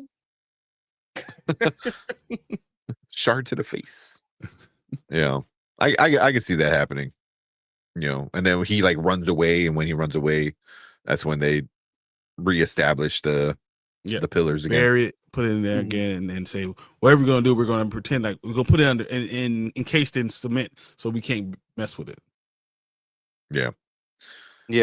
The racist lynch mob has to go for what they did. 100%. I want all of them to die, and I will revel in the death of every single one of them. I will dance on their grave, like the dancing clown. Like do the Pennywise dance and everything, right? Do the Pennywise dance. Shit. So the whole pillar thing is new. Yeah, but that's why it would make sense. You can stay in the town. Yeah. But it would make sense if they get rid of that last shard, and now no one knows about the pillars. But it's a good reason why he stays in the town and just doesn't go hunting worldwide.